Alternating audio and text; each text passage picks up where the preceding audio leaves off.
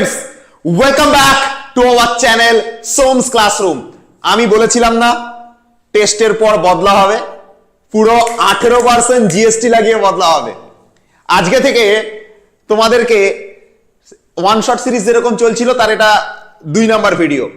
প্রথম ভিডিওতে আমরা একচল বিশিষ্ট দ্বিঘাত সমীকরণ পড়িয়েছিলাম।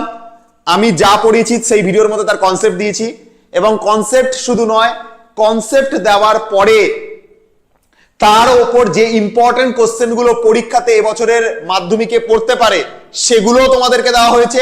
এবং 2 নাম্বার কথা, তোমাদেরকে যে টপিকটা আমি পড়িয়েছি তারপরে কোন প্রশ্নগুলো আরেকটু তোমাকে প্র্যাকটিস করতে হবে, যেটা করলে তুমি মাধ্যমিকে হুবহু কমন পাবে, সেটাও আমি ভিডিওর মধ্যে বলে দিয়েছি। আজকের ভিডিওটাও সেই রকম টাইপেরই একটা ভিডিও হবে, এবং সেই ভিডিওর মধ্যে আমি তোমাদেরকে আগে 2-3টে কথা ক্লিয়ার করে দিতে চাই। যারা আমাদের অফলাইন সেন্টারে পড়তে চাও, 3টে জায়গায় আমি পড়াই। বেলঘড়িয়া, ঠিক আছে, বেলঘড়িয়া, ঠিক আছে, তারপরে কি বারুইপুর, রিষড়া, ঠিক আছে, 3টে জায়গায় আমি পড়াই। 11-এ যারা আমার কাছে পড়তে চাও, অনেকে দেখো প্রত্যেকেরই কোনো না কোনো জায়গাতে টিচার লাগবেই, এটা স্বাভাবিক বিষয় না। তুমি ক্লাস 11-এ যখন উঠবে তোমার ম্যাথসের টিচার লাগবে, ফিজিক্সের টিচার লাগবে। তো তুমি তো আমাকে জানো, তুমি আমার কাছে ক্লাস করেছো। যদি তোমার মনে হয় যে 11-এ একটা প্রপার গাইডেন্স প্রথম থেকে ঠিকঠাক ভাবে পাবো, তাহলে আমি 3 জায়গায় পড়াই, বেলঘড়িয়া, বারুইপুর আর রিষড়া। আমার হোয়াটসঅ্যাপ নাম্বারটাও আমি তোমাদেরকে দিয়ে রাখছি। আমার হোয়াটসঅ্যাপ নাম্বার হচ্ছে 7003435951। এই নাম্বারে আমাকে হোয়াটসঅ্যাপ করবে, 7003435951। এই নাম্বারে আমাকে হোয়াটসঅ্যাপ করবে। করলেই 3টে সেন্টারের মধ্যে যে সেন্টারে তুমি 11-এ পড়তে চাইছো তুমি আমার কাছে জয়েন করতে পারো, ঠিক আছে। এবং আরো একটা কথা তোমাকে বলে রাখি, তোমার যদি অনলাইন টিউশনের দরকার পড়ে, অনলাইন টিউশন মানে কিরকম অনলাইন টিউশন? দেখো, তোমার বাড়ি হতে পারে যে এই সেন্টার থেকে অনেক দূরে, তুমি আসতে পারছো না, এসে পড়াশোনা করতে পারছো না, তাহলে তুমি কি করবে? তুমি অফলাইনে পড়তে পারছো না, তাহলে তুমি নিশ্চয়ই অনলাইনে করবে। তো সেই অনলাইনে যদি পড়তে চাও তো এই নাম্বারে তুমি আমাকে হোয়াটসঅ্যাপ করো, আমি তোমাকে বাকি কথা হোয়াটসঅ্যাপে বলে নেবো, কিভাবে কি ক্লাস হবে না হবে সব আমি হোয়াটসঅ্যাপে তোমাকে বুঝিয়ে দেবো। এবং ক্লাসে জয়েন করতে চাইলে এই নাম্বারে হোয়াটসঅ্যাপ করো, ঠিক আছে। তোমাকে বলে রাখলাম। তো চাইলে 11 থেকে তোমার এমনিতেও ম্যাথস আর ফিজিক্সের জন্য টিচারের দরকার পড়বে, তো তুমি এমন জায়গা হয়তো ভর্তি হলে সেখানে হয়তো ঠিকভাবে বুঝতেই পারছো না প্রথম দিন থেকে, যেহেতু আমার সাথে তোমার কানেকশনটা আগে থেকে। যেমন ধরো একটা বাচ্চা, একটা মা, তার সঙ্গে তার ছেলের কানেকশনটা আগে থেকে তৈরি হয়, তাই বাচ্চার মনের কথাটা তার মা ভালো বুঝতে পারে, মায়ের মনের কথাটা তার বাচ্চা ভালো বুঝতে পারে। সেরকম ভাবে তোমার সাথে আমার কানেকশনটা অনেক আগে থেকে তৈরি হয়ে গেছে। তো তুমি আমার কথাটা ভালো বুঝতে পারবে, আমার কথাটা তুমি ভালো বুঝতে পারবে, তোমার কথা আমি ভালো বুঝতে পারবো। তো স্বাভাবিক বিষয়। যদি পড়তে চাও তাহলে এই 3টে সেন্টারের মধ্যে 11 থেকে এই নাম্বারে হোয়াটসঅ্যাপ করবে, আর অনলাইনে যদি মানে টিউশন নিতে চাও তাহলে এই নাম্বারে হোয়াটসঅ্যাপ করো। এটা বলবার ছিল, বললাম। এবং এখান থেকে আমি আমাদের নতুন যে চ্যাপ্টার, সেটা হচ্ছে তোমাদের সুদ কষা, অর্থাৎ সরল সুদ কষা, এই চ্যাপ্টারটাকে স্টার্ট করছি। ওয়ান শট সিরিজটা এভাবেই কন্টিনিউ হবে। এই সিরিজটা তাদের জন্য যারা আগের মানে টেস্টের আগে মাধ্যমিকে ভালোভাবে খুব একটা মানে পারিনি, টেস্টের আগে ভালোভাবে প্রিপারেশন ছিল না, ভালোভাবে রেজাল্ট করে উঠতে পারিনি, অনেক কথা শুনতে হয়েছে, এর কাছে ওর কাছে অনেক খারাপ কথা শুনতে হয়েছে, কিন্তু তারাও ঘুরে দাঁড়াতে চায়। তারাও স্বপ্ন দেখেছিল যে আমরাও হয়তো ভালো কিছু করব, তারাও স্বপ্ন দেখেছিল যে আমরাও হয়তো এগিয়ে যাব, তারাও স্বপ্ন দেখেছিল যে তার মা বাবার মুখে হাসি ফুটে উঠবো, তারাও স্বপ্ন দেখেছিল যে লড়াইটা এখানেই শেষ নয়, লড়াইটা আমরা চাইলে আরো করতে পারি। এই ওয়ান শট সিরিজ তাদের জন্য যাদের দেওয়ালে পিঠ থেকে গেছে, এই ওয়ান শট সিরিজ তাদের জন্য যারা স্বপ্ন দেখতে জানে, এই ওয়ান শট সিরিজ তাদের জন্য যারা ঘুরে দাঁড়াতে চায়, তাদের জন্য। কালকের একচল বিশিষ্ট দ্বিঘাত সমীকরণ হয়েছে, আজকের ক্লাসে সরল সুদ কষা, পরের ক্লাসে তার পরের চ্যাপ্টার। এইভাবে আমরা প্রত্যেকটা চ্যাপ্টার একটা একটা করে ক্লাসে ওয়ান শট সিরিজের মাধ্যমে পুরো কভার করে দেবো। যারা আমাদের সঙ্গে রয়েছে তাদেরকে অসংখ্য ধন্যবাদ ভিডিওটাকে দেখবার জন্য। এবং শেষ অবধি যদি দেখো, গ্যারেন্টি দিচ্ছি যা পড়াবো এখানে তার মধ্যে থেকেই প্রশ্ন কমন পাবে। এবং আরো একটা কথা বলে রাখি, প্রশ্ন এর মধ্যে থেকেই আসবে, এবং এর সাথে তোমাকে আর এক্সট্রা কি কোশ্চেন করতে লাগবে সেটা আমি তোমাকে বলে দেবো, সেটা তুমি খালি মাথায় রেখে চলে আসবো সরল সুদ কষার প্রথম যে কনসেপ্ট, যেটা ছাড়া সরল সুদ কষা হয় না, সেই কনসেপ্টটা বোঝানোর জন্য প্রথমে আসি সুদ কষার কনসেপ্ট। দেখো, তুমি আজকের ব্যাংকে গিয়ে তুমি রাখলে হচ্ছে 1000 টাকা, সুদের কারবার। সুদের কারবার অনেকে বলে খুব বাজে জিনিস, ঠিক আছে, সুদখোর মহাজন, অনেকে বাজে জিনিস বলে। কিন্তু সুদের কারবার খারাপ জিনিস হলে অঙ্কের ক্ষেত্রে এটা খুব ভালো জিনিস, ঠিক আছে? মানে এমন একটা জিনিস সুদ যেটা তোমাকে অনেক কিছু শেখাবে। আর গোটা দুনিয়া কিন্তু সুদের ওপর মানে চলছে।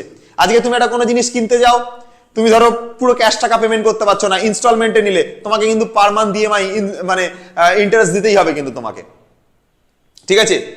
তোমাকে কিন্তু দেখবে যে মানে যে কোনো জিনিসে তুমি আজকে ব্যাংক থেকে লোন নাও, তোমাকে আজকে সুদ দিতে হবে কিন্তু সেই টাকার। ঠিক কি ঠিক বললাম কি না? তো সুদ যে জিনিসটা, সেই জিনিসটা হচ্ছে খুব একটা ইম্পর্টেন্ট জিনিস। সুদের কনসেপ্টটা কিরকম ভাবে থাকে আমি একটুখানি তোমাকে বলি। প্রথম কথা শুনবে, মনে করো তুমি ব্যাংকে গেছো, ব্যাংকে গিয়ে তুমি কি করেছো, 100 টাকা তুমি ব্যাংকে জমা করেছো, ঠিক আছে? এটা হচ্ছে ব্যাংক, ঠিক আছে? তোমাকে আমি একটা ডায়াগ্রামের মাধ্যমে বোঝাচ্ছি, ঠিক আছে? ডায়াগ্রামের মাধ্যমে তোমাকে বিষয়টাকে বোঝাচ্ছি। তুমি মনে করো একটা ব্যাংকে গেছো, এটা তোমার কাছে হচ্ছে ব্যাংক। কবে থেকে ব্যাংক এরকম ভিখারি হয়ে গেল যে এরকম টাইপের বাড়ি বানানো শুরু করেছে, ঠিক আছে? এটা হচ্ছে ব্যাংক, ঠিক আছে? এটা সুন্দর দেখতে একটা ব্যাংক, ঠিক আছে? কিউট কিউট দেখতে একটা ব্যাংক, কিউট ব্যাংক, ঠিক আছে? Cute bank of India, cute bank of India, ঠিক আছে? Cute bank of India. তো এই কিউট ব্যাংক অফ ইন্ডিয়াতে তুমি কি করেছো, একদিন গেছো ঘুরতে। কি করতে গেছো? ঘুরতে গেছো বউ নিয়ে। তো বউকে নিয়ে যখন ঘুরতে গেছো, বউ তো আর ছাড়বে না, ঠিক আছে? তো তুমি বউয়ের জন্য কি করেছো, 100 টাকা এই ব্যাংকে জমা রেখেছো, ঠিক আছে? ক্লাস 10 নিশ্চয়ই তোমাদের সবার বিয়ে টিয়ে হয়ে গেছে এতদিনে, ঠিক আছে? না হয়তো আর কেউ নেই এখানে, ঠিক আছে? তো বউকে নিয়ে গেছো, নিয়ে গিয়ে 100 টাকা কি করেছো, এই কিউট ব্যাংক অফ ইন্ডিয়াতে জমা রেখেছো। তো bank, cute bank of India তোমাকে কি বলছে, বলছে যে আজ থেকে 1 বছর বা 2 বছর পরে আবার আমাদের এখানে ভিজিট করো, দেখতে পাবে তোমার 100 টাকাটা 3 গুণ হয়ে গেছে। তুমি তো খুব খুশি। তুমি বউকে নিয়ে 3 বছর পর গেলে, গিয়ে কিউট ব্যাংক অফ ইন্ডিয়াতে ভিজিট করলে, দেখলে তোমার টাকাটা 300 টাকা হয়ে গেছে, 300 টাকা হয়ে গেছে। তুমি জমা কত রেখেছিলে? তুমি জমা রেখেছিলে 100 টাকা। কোথায় তুমি জমা রেখেছিলে? কিউট ব্যাংক অফ ইন্ডিয়াতে জমা রেখেছিলে। কত টাকা পেলে? 300 টাকা পেলে। কত গুণ হলো? 100 টাকা থেকে 300 টাকা হলো, তার মানে কত গুণ হলো? 3 গুণ হলো, 3 টাইমস হলো। তাহলে কত গুণ হলো? 3 গুণ হলো। এবার তোমার মধ্যে প্রশ্ন জাগছে, সালা ম্যাজিক আছে নাকি ওখানে? এখানে ম্যাজিক লেখা আছে নাকি? 100 টাকা রেখেছি, 300 টাকা পাচ্ছি, বিশাল মজার ব্যাপার তো। 100 টাকা রেখে তুমি 300 টাকা পাচ্ছ, তোমার তো আসল টাকা তো 100 টাকা ছিল না। আসল টাকা, তুমি যে আসল টাকা, তোমার যে টাকাটা, সেই আসল টাকাটা তো 100 টাকা। কতটা ভালো করে বোঝো, আসল যে টাকাটা, আসল যে টাকাটা, সেই টাকাটা কত টাকা? আসল টাকাকে পি দিয়ে লেখা হয়, প্রিন্সিপাল অ্যামাউন্ট। এটা কত টাকা? এটা হচ্ছে 100 টাকা। আসল টাকা তো তোমার 100 টাকা। তুমি 300 টাকা পাচ্ছ, তার মানে এক্সট্রা কত টাকা বেড়ে গেছে? এক্সট্রা কত টাকা বেড়ে গেছে? 200 টাকা বেড়ে গেছে। এই 200 টাকাটা কি? 200 টাকাটাই সুদ। 100 টাকা আসল টাকা, তার মধ্যে 200 টাকা সুদ পড়েছে। 100 টাকাটা আসল টাকা, এর মধ্যে আরো 200 টাকা সুদ পড়েছে। সুদকে কি করা হয় জানো? সুদকে আই লেটার দিয়ে লেখা, আই মানে ইন্টারেস্ট। এটা কি? এটা হচ্ছে 200 টাকা সুদ পড়েছে। এই 200 টাকা সুদ পড়বার জন্য 100 টাকাটা কত টাকা হয়ে গেছে? 300 টাকা হয়ে গেছে। তাহলে আসল টাকা যেটা পি টাকা, সেটা হচ্ছে 100 টাকা, সুদ হচ্ছে 200 টাকা। দুটো মিলে এই যে 300 টাকাটা পেয়েছি, এটা হচ্ছে সুদ আর আসলের যোগফল। এই 300 টাকাটা কি? 300 টাকাটা আর কিছুই না, 300 টাকাটা হচ্ছে সুদ প্লাস আসলের যোগফল। সুদ প্লাস আসলের যোগফল, এটা আর কিচ্ছু না। তাহলে ভালো করে ব্যাপারটা বুঝে নাও। এর মধ্যে আসল কত টাকা ছিল? আসল ছিল 100 টাকা। আর সুদ কত টাকা পড়েছে? সুদ কত টাকা পড়েছে? 200 টাকা। সুদ কত টাকার হয়েছে? সুদ ছিল 200 টাকার। তাহলে সুদ 200 টাকার, আর আসল কত টাকার? আসল হচ্ছে 100 টাকার।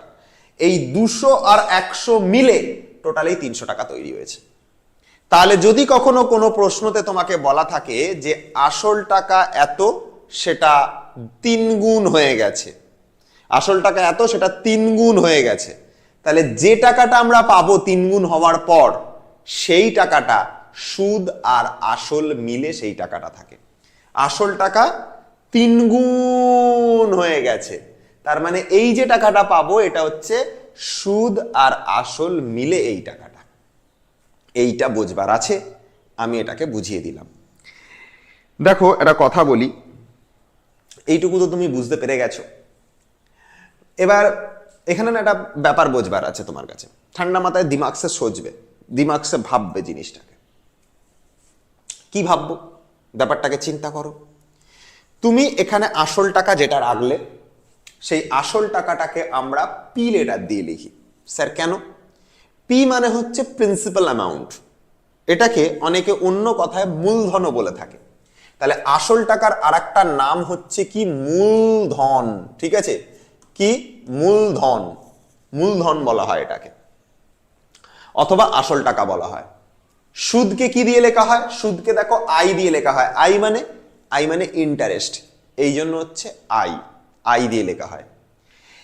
এবার ঘটনাটা হচ্ছে, তুমি নিশ্চয়ই লক্ষ্য করে দেখবে, আমি বলেছিলাম যে তুমি এখানে 100 টাকা রাখো, তার কিছু বছর পরে তুমি এসো। কত বছর বলেছিলাম? 2 বছর পরে তুমি এসো। এবার 2 বছর যেটা, এই যে সময় যেটা আমি বলেছিলাম, 2 বছর বা 1 বছর যাই বলে থাকি না কেন, তোমাকে কিছু একটা সময় বলেছিলাম। তার মানে এখানে সময় একটা ডিপেন্ড করছে, যে আমি 100 টাকাটা রাখলাম আর সঙ্গে সঙ্গে আমাকে 300 টাকা দিল, এরকম হবে না। একটা নির্দিষ্ট সময় ধরে তোমাকে 100 টাকা রাখতে হবে, নির্দিষ্ট সময়ের জন্য। তার মানে এখানে সময় ফ্যাক্টর হিসেবে কাজ করবে। তাহলে এখানে আরো একটা ফ্যাক্টর কাজ করছে, সেটা হচ্ছে সময়।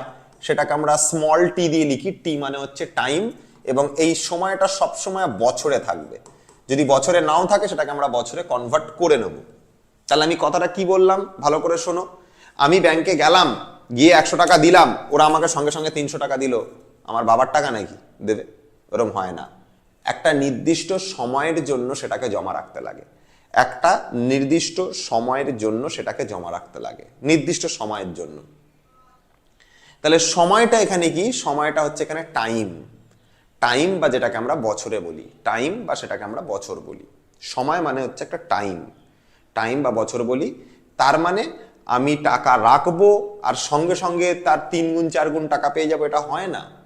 একটা নির্দিষ্ট সময় পর আমাকে ব্যাংকে যেতে হবে। আমি যদি আজকের 31 ডিসেম্বর বা 1 জানুয়ারি আজকে গিয়ে আমি টাকা রাখলাম ব্যাংকে, ঠিক আছে, যদিও ব্যাংক বন্ধ, তবু গিয়ে ধরো ব্যাংকে টাকা রাখলাম, ঠিক আছে, 2 তারিখে বা 3 তারিখে টাকা রাখলাম, সামনের বছর আমাকে 2 তারিখ বা 3 তারিখ যেতে হবে, তবে গিয়ে হয়তো আমি কিছু টাকা এক্সট্রা পাবো।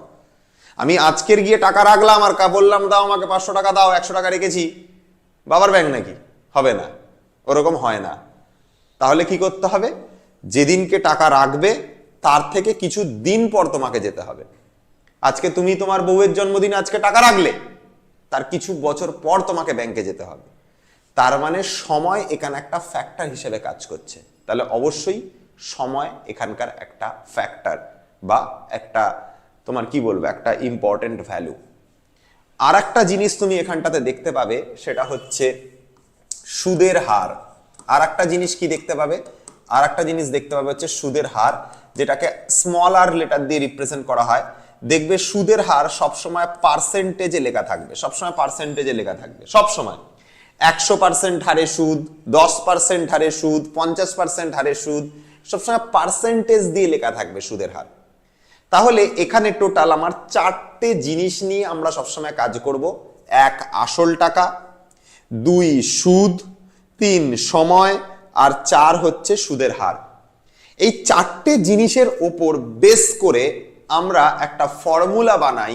সেই ফর্মুলাটা হচ্ছে সুদ ইজিক্যাল টু PRT/100। এই ফর্মুলাটা তুমি জানো। দেখবে সুদের যে ফর্মুলা হয়, সুদ যেটা ফর্মুলা হয়, সেই সুদ মানে আসল টাকা ইন্টু কি? ইন্টু হচ্ছে সময়, ঠিক আছে, ইন্টু হচ্ছে সুদের হার লিখলাম না, ইন্টু লিখলাম সুদের হার, আসল টাকা ইন্টু হচ্ছে সুদের হার, ইন্টু কি? ইন্টু হচ্ছে সময়, বাই কত? বাই হচ্ছে 100, এটা হচ্ছে ফর্মুলা আছে। সুদ ইজিক্যাল টু আসল টাকা ইন্টু সুদের হার ইন্টু সময়, বাই হচ্ছে কত? বাই হচ্ছে 100। এটা আমাদের ফর্মুলা আছে। এই ফর্মুলাটাকে যদি আমি ছোট করে লিখি, ছোট করে, তরুণ স্যারের ভাষায় ছোট করে লিখি, তাহলে সুদটাকে আই দিয়ে লেখা হবে, আসল টাকাটাকে পি দিয়ে লেখা হবে, সুদের হারকে আর দিয়ে মাল্টিপ্লাই করা হবে, আর সময় মানে টাইম, তাই টি দিয়ে লেখা হবে, নিচে লেখা হবে হচ্ছে 100। এটা হচ্ছে সুদের formula, I equals to P R T by 100। ঠিক আছে, তাহলে কি বললাম, কথাগুলো কয়েকটা কথা ভালো করে বুঝে নাও। সিম্পল জিনিস, আমি একদম সিম্পল একবার ছোট্ট করে পুরো জিনিসটাকে সামারাইজ করছি এই পেজে এসে। পুরো জিনিসটাকে আমি এখানে সামারি করছি। সামারি মানে দেখবে ক্রিকেট ম্যাচ হওয়ার সময় লাস্টে কে কত রান করেছে, মোস্ট ইম্পর্টেন্ট রানগুলোকে যারা বেশি বেশি রান করেছে তাদেরকে একটা সামারি করে এটা দেখায়, সেরকম ভাবে এখানে একটা সামারি করছি। সামারি একটাই জিনিস, ছোট করে বলছি, তুমি আজকে ব্যাংকে যে টাকাটা রাখবে সেটা তোমার আসল টাকা। কিছু বছর পরে গিয়ে তুমি যে টাকাটা পাবে, যে এক্সট্রা টাকাটা পাবে, যে টাকাটা পাবে, যেমন 100 টাকা রেখেছো 300 টাকা পাচ্ছ, কত টাকা বেড়ে গেল? 100 টাকা রেখেছো 300 টাকা পাচ্ছ, কত টাকা বেড়ে গেল? 200 টাকা বেড়ে গেল। ওই 200 টাকাটা সুদ, যে টাকাটা রেখেছিলে সেই টাকাটা আসল, আর টোটাল যে টাকাটা পেচ্ছিলে 300 টাকা সেটা সুদ আসল। আর এখানে আরো দুটো ফ্যাক্টর কাজ করে, একটা হচ্ছে সময়, কিছু বছর পর গিয়ে তুমি 300 টাকা পাচ্ছ, তাহলে সময় একটা ফ্যাক্টর, আর সুদের হার একটা ফ্যাক্টর।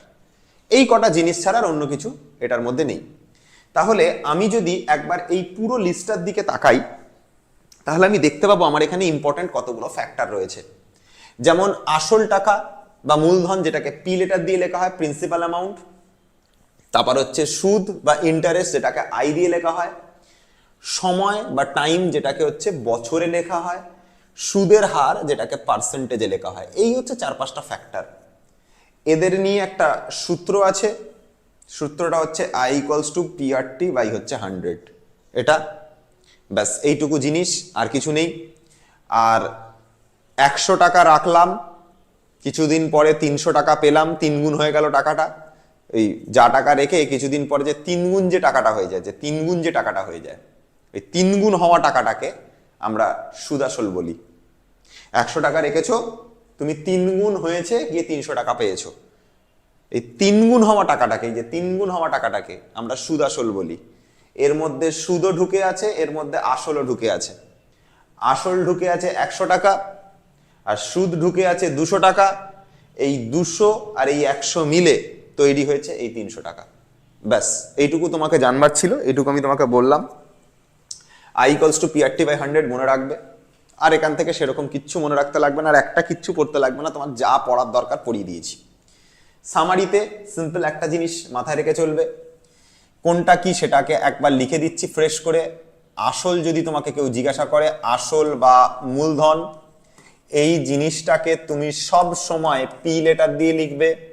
সুদের হার যদি তোমাকে কেউ জিজ্ঞাসা করে, সুদের হার, এটাকে তুমি সবসময় স্মল আর লেটার দিয়ে লিখবে। তারপরে তোমাকে যদি কেউ জিজ্ঞাসা করে সময়, সময় মানে টাইম, তাই এটাকে টি দিয়ে লিখবে। টাইম সবসময় কিন্তু বছরে থাকবে, আর সুদের হারটা সবসময় পার্সেন্টেজে থাকবে। বোঝা গেলাম কথা? আচ্ছা, নেক্সট জিনিস হচ্ছে তোমার সুদ। সুদটাকে সবসময় কি হয়, সুদকে আই লেটার দিয়ে লেখা হয়। সুদ মানে আই, এত টাকা। আর এদের নিয়ে একটা যে সূত্র হয় সেটা হচ্ছে I equals to P R T by হচ্ছে 100। এটা একটা জিনিস। তাহলে এটা 1 নাম্বার, এটা 2 নাম্বার, এটা 3 নাম্বার, এটা 4 নাম্বার, এটা 5 নাম্বার। আর একটা জিনিস হয় সুদ প্লাস আসল। সেই সুদ প্লাস আসলকে অনেকে এক কথায় সবৃদ্ধি মূল বলে। কি বলে? সবৃদ্ধি মূল বলে। সুদ আর আসলের যোগফল, এটাকে এক কথায় অনেকে সবৃদ্ধি মূল বলে। এই সবৃদ্ধি মূলটা দুটো জিনিসের কম্বিনেশন। সুদ, যেটাকে আই দিয়ে লেখা হয় ইন্টারেস্ট, আর আসল মানে প্রিন্সিপাল অ্যামাউন্ট, পি দিয়ে লেখা হয়, পি প্লাস আই, এটা দিয়ে লেখা হয়। তো এই হচ্ছে ওভারঅল ফান্ডা। আর কোনো টাকা যদি দ্বিগুণ হয়ে যায়, তার মানে ওই দ্বিগুণ হওয়া টাকাটা হচ্ছে সুদ আসল। কোনো টাকা যদি 5 গুণ হয়ে যায়, তাহলে ওই 5 গুণ হওয়া টাকাটা হচ্ছে সুদ আসল। এই কথাটা মাথায় রেখে চলো। আমি কনসেপ্ট যা বোঝানোর দরকার এই 20 মিনিটের ভেতর আমি টোটাল টপিকের কনসেপ্ট তোমাকে বুঝিয়ে দিয়েছি। এখানে সব থেকে তোমার এই ফর্মুলাটা বেশি কাজে লাগবে, গোটা এই চ্যাপ্টারে এই ফর্মুলাটা বেশি কাজে লাগবে।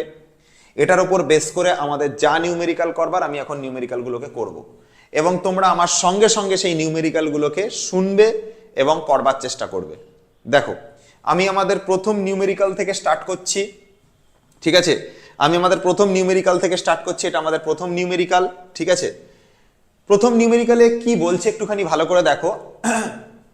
বলছে কোন মূলধন বার্ষিক শতকরা একই সরল সুদের হারে 3 বছরে 560 টাকা, ঠিক আছে? দেখো, এই যে বললাম না 3 বছরে যা টাকা হবে, মোট যে টাকাটা হবে সেটা হচ্ছে সুদ আসল বলা হবে, ঠিক আছে? সুদ আর আসল দুটো মিলিয়ে তো ভাই তোমার হচ্ছে 560 টাকা হবে না? তুমি কোনো মূলধন রাখলে সেটা কিছু বছর পরে গিয়ে 3 বছর পরে গিয়ে দেখছো 560 টাকা। দেখো কোশ্চেনে তাই বলা আছে, কোনো মূলধন 3 বছর পরে গিয়ে দেখছো 560 টাকা হয়ে গেছে।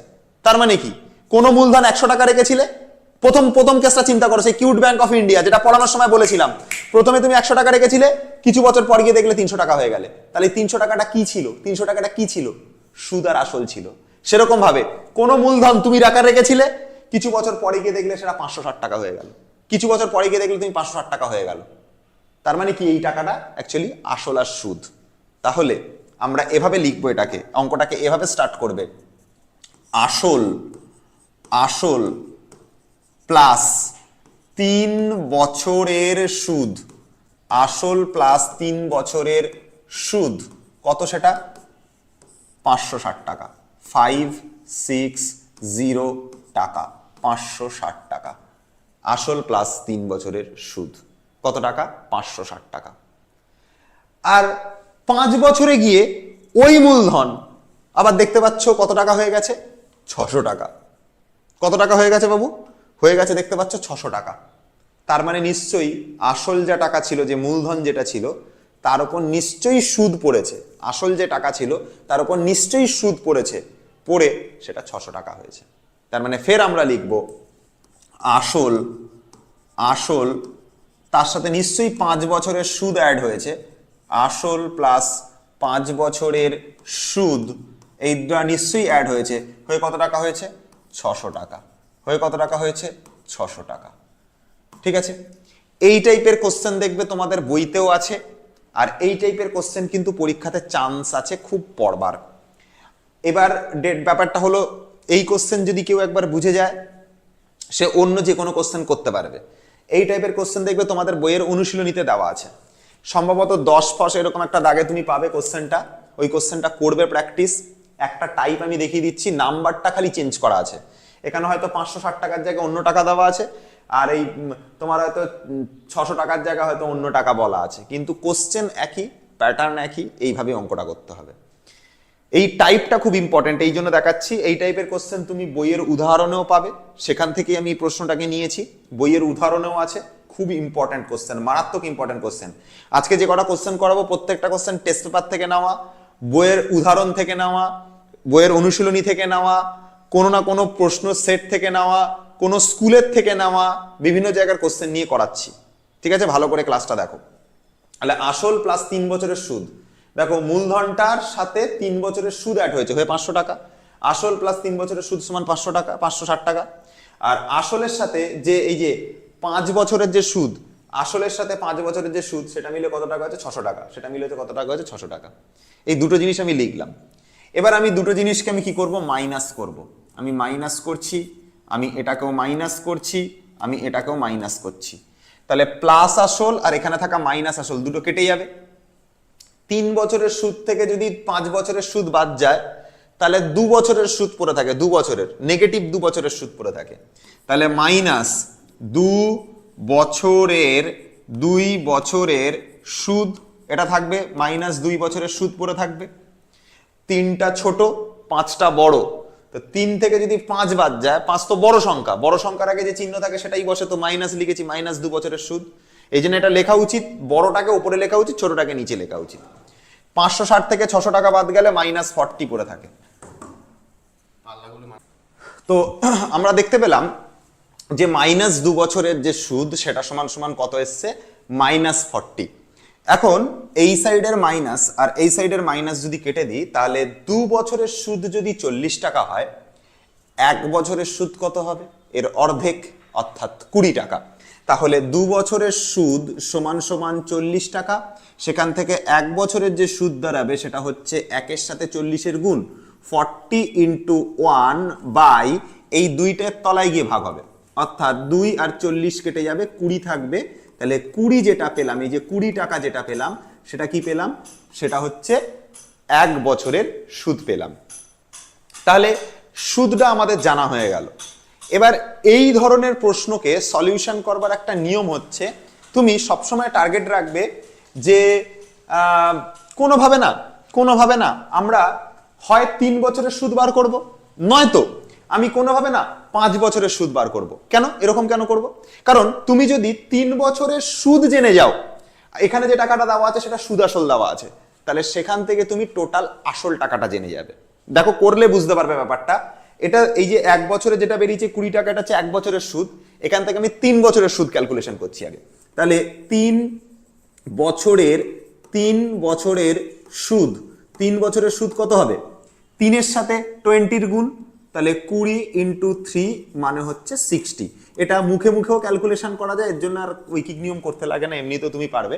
তুমি একটা কথা নিজে চিন্তা করো, 1 বছরের সুদ 20 টাকা, তো স্বাভাবিক বিষয় 3 বছরের সুদ 60 টাকা হবে। তো স্বাভাবিক বিষয়, বাচ্চাদের কোশ্চেন এটা। 3 বছরের সুদ কত টাকা হচ্ছে? 60 টাকা। এবার তুমি একটা জিনিস লক্ষ্য করো, আসল আর 3 বছরের সুদ মিলে ছিল তোমার 560 টাকা। চিন্তা করো, আসল আর 3 বছরের সুদ মিলে তোমার ছিল 560 টাকা।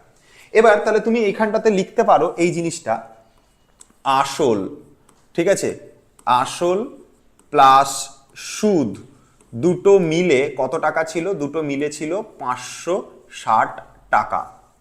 তার মধ্যে এই 3 বছরের যে সুদ, অবশ্যই এটা 3 বছরের, অবশ্যই এটা 3 বছরের। তো এর মধ্যে এই যে 3 বছরের যে সুদ, 3 বছরের যে সুদ, এটা কত টাকা পেয়েছি? 60 টাকা পেয়েছি, 60 টাকা পেয়েছি। তো 3 বছরের সুদকে যদি আমি এখানে 60 লিখে দিই, আর এখানে যদি 560 লেখা থাকে, আর এখানে যদি আসল লেখা থাকে, তাহলে তুমি একটা কথা চিন্তা করো, এই +60 যেই ওই পাশে নিয়ে চলে যাব, আসল কত টাকা বেরোবে? আসল বেরোবে হচ্ছে +60 ওইদিকে চলে গেল, -60 হবে। তো 560 -60 সমান সমান কত বেরোবে? 500। যেটা বেরোলো সেটাই আসল টাকা। এটাকে আমরা পি বা প্রিন্সিপাল অ্যামাউন্ট পি দিয়ে লিখতে পারি। তাহলে প্রশ্নের প্রথম যে জিনিসটা জানতে চাওয়া হয়েছিল যে মূলধন কত টাকার হবে বা আসল টাকা কত টাকার হবে, তো মূলধনের পরিমাণ আমি দেখতে পেলাম, বেরোলো আমাদের 500, অর্থাৎ 500 টাকা বেরোলো।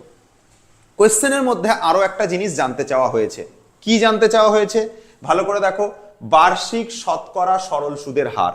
ঠিক আছে, আমি এইটা থেকে সেই 3 বছরের কনসেপ্টটাকেই কাজে লাগাচ্ছি। তুমি চাইলে 5 বছরের কনসেপ্ট দিয়ে করতে পারো, একই কনসেপ্টই আসবে, একই উত্তর আসবে। দেখো আমি 3 বছরের সুদ কত টাকা দেখেছি? 60 টাকা। তাহলে আমি এখানটাতে একটু লিখছি, সুদ মানে যেটা আই সেটা কত টাকা দেখেছি? 60 টাকা। প্রিন্সিপাল অ্যামাউন্ট কত টাকার বেরিয়ে গেছে? 500 টাকা।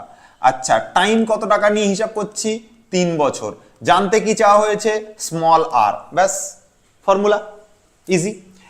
I equals to P R T by 100। I মানে কত? আই মানে 60, এখানে 60 লিখলাম, ইকুয়ালস টু পি মানে কত? 500, এখানে 500 লিখলাম। আর মানে কত? আর মানেই তো জানি না, এটাই তো বার করব। টি মানে কত? টি মানে 3, টি মানে 3 লিখলাম। নিচে কত? নিচে হচ্ছে 100। কাটাকাটি করো, 0 0 0 0 কেটে গেল, 3 আর 60 কেটে গেলে 20 থাকে, 20 আর এই 5 কেটে গেলে এখানে থাকে হচ্ছে 4। বাকি সব কাটাকাটি হয়ে গেছে, দেখতে পেলে দুটো 0, নিচের দুটো 0 কেটে দিলাম। 3 আর 60 কেটে 20 লিখলাম, 5 আর 20, 5 4 20 হয়, তাই 4। তাহলে রেট অফ ইন্টারেস্ট যেটা বেরোচ্ছে সেটা 4 বেরোচ্ছে। আর ইকুয়ালস টু 4, অর্থাৎ সুদের হার কত বেরোলো? 4% সুদের হার বেরোলো। তো এই টাইপের কোয়েশ্চেন দেখবে তোমাদের বইতে আছে, বইয়ের প্রশ্নমালা সম্ভবত 10 বা 11 এরকম দাগে পাবে। ঠিক আছে, এবং প্রয়োগের মধ্যে অর্থাৎ উদাহরণের পার্টটার মধ্যেও দেখবে এরকম টাইপের কোয়েশ্চেন কিন্তু তুমি ওখানেও পাবে। তো একটা কাজ করবে, এই টাইপের কোয়েশ্চেন যেটা আছে সেই টাইপটা প্র্যাকটিস করো। এখানটাতে যেরকম আমি 3 বছরের 560 টাকা সুদে মূলে বলেছি, 5 বছরের এখানে 600 টাকা বলেছি, ওখানে একই কোশ্চেন থাকবে, জাস্ট নাম্বারটা চেঞ্জ করা থাকবে। হয়তো আমরা এখানটাতে 3 বছরে বলেছি, ওখানে হয়তো 7 বছরের থাকলো। এখানে 560 টাকা দেওয়া আছে, ওখানে হয়তো 7100 টাকা থাকলো, প্রশ্ন একই থাকবে, টাইপ একই থাকবে, নাম্বারটা যে চেঞ্জ থাকবে। এই টাইপটা কিন্তু খুব ইম্পর্টেন্ট, এই টাইপের উপর মাধ্যমিকের প্রশ্ন কিন্তু আসতে চলেছে এবছরে, ঠিক আছে? তো নেক্সট যে পার্টটা রয়েছে সেই কোশ্চেনটা আমি একটুখানি তোমাদের দিকে চলে যাই। দেখো পরবর্তী প্রশ্ন হচ্ছে এরকম, মানে এরকম এজ রিলেটেড কিছু কোশ্চেন থাকে, বয়স রিলেটেড, মানে কোনো একটা ব্যক্তি তার কোনো দুটো ছেলে রয়েছে, বা একটা ছেলে একটা মেয়ে রয়েছে, বা দুটো মেয়ে রয়েছে, বা তিনটে ছেলে রয়েছে, এরকম টাইপের একটা কোশ্চেন দেয় যে একজনের বয়স 13 বছর বা 10 বছর, আর একজনের বয়স 15 বছর, হ্যাঁ, এরকম টাইপের একটা কোশ্চেন দিয়ে দেয়। দিয়ে কিন্তু তোমাদেরকে পরীক্ষার কোশ্চেন দেবে, দেখবে বইয়ের 18 নাম্বার বা 20 নাম্বার যে প্রশ্নগুলো সেগুলো সব এরকম টাইপের, মানে বইয়ের যেগুলো শেষের দিকের প্রশ্ন সেই প্রশ্নগুলো দেখবে এইরকম টাইপের প্রশ্ন আছে। এখান থেকে পরীক্ষার প্রশ্ন আসার চান্স কিন্তু খুব বেশি, মানে এজ রিলেটেড প্রবলেম দিয়ে সুদের প্রবলেম আর কি। দেখো কি বলছে, আমার কাকিমা তার 13 বছর ও 15 বছর দুই পুত্রের নামে 56,000 টাকা এমন ভাবে উইল করবেন যে যখন তাদের বয়স 18 বছর হবে তখন তারা বার্ষিক 10% সরল সুদের হারে প্রত্যেকের প্রাপ্ত সুদ আসল সমান হবে। এই কথাটার মানেটা ভালো করে বোঝো। একজন কাকিমা, তার দুটো ছেলে মেয়ে আছে, দুজন আছে, দুই পুত্র আছে। তাহলে এখানটাতে আমি আঁকছি ব্যাপারটাকে, এখানে হচ্ছে আমাদের কাকিমা, ঠিক আছে? আচ্ছা, তার দুজন পুত্র আছে, একটা পুত্রের বয়স হচ্ছে 13 বছর, আর একটা পুত্রের বয়স কত বছর? আর একটা পুত্রের বয়স হচ্ছে 15 বছর। দুটো পুত্র আছে, একজন পুত্রের বয়স হচ্ছে 13 বছর, আর একজন পুত্রের বয়স কত বছর? আর একজন পুত্রের বয়স হচ্ছে 15 বছর। দুজন পুত্র আছে। তাহলে এই পুত্রেরও 18 বছর হবে।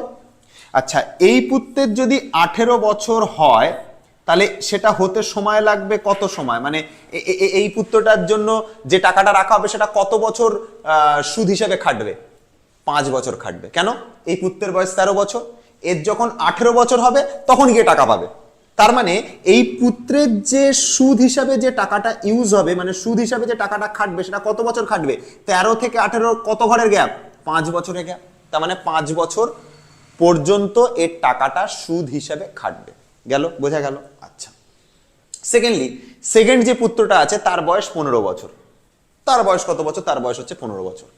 এবার এর টাকাটা 18 বছর যখন হবে, এর টাকাটা সে যখন 18 বছর হবে তখন সে টাকাটা সে সুদ হিসাবে পাবে। তাহলে এর টাকাটা কত বছরের জন্য ইউজ হবে? এর টাকাটা 3 বছরের জন্য ইউজ হবে, 3 বছরের জন্য। এই হচ্ছে দুটো কেস, আর তো কিছু নেই এখানে।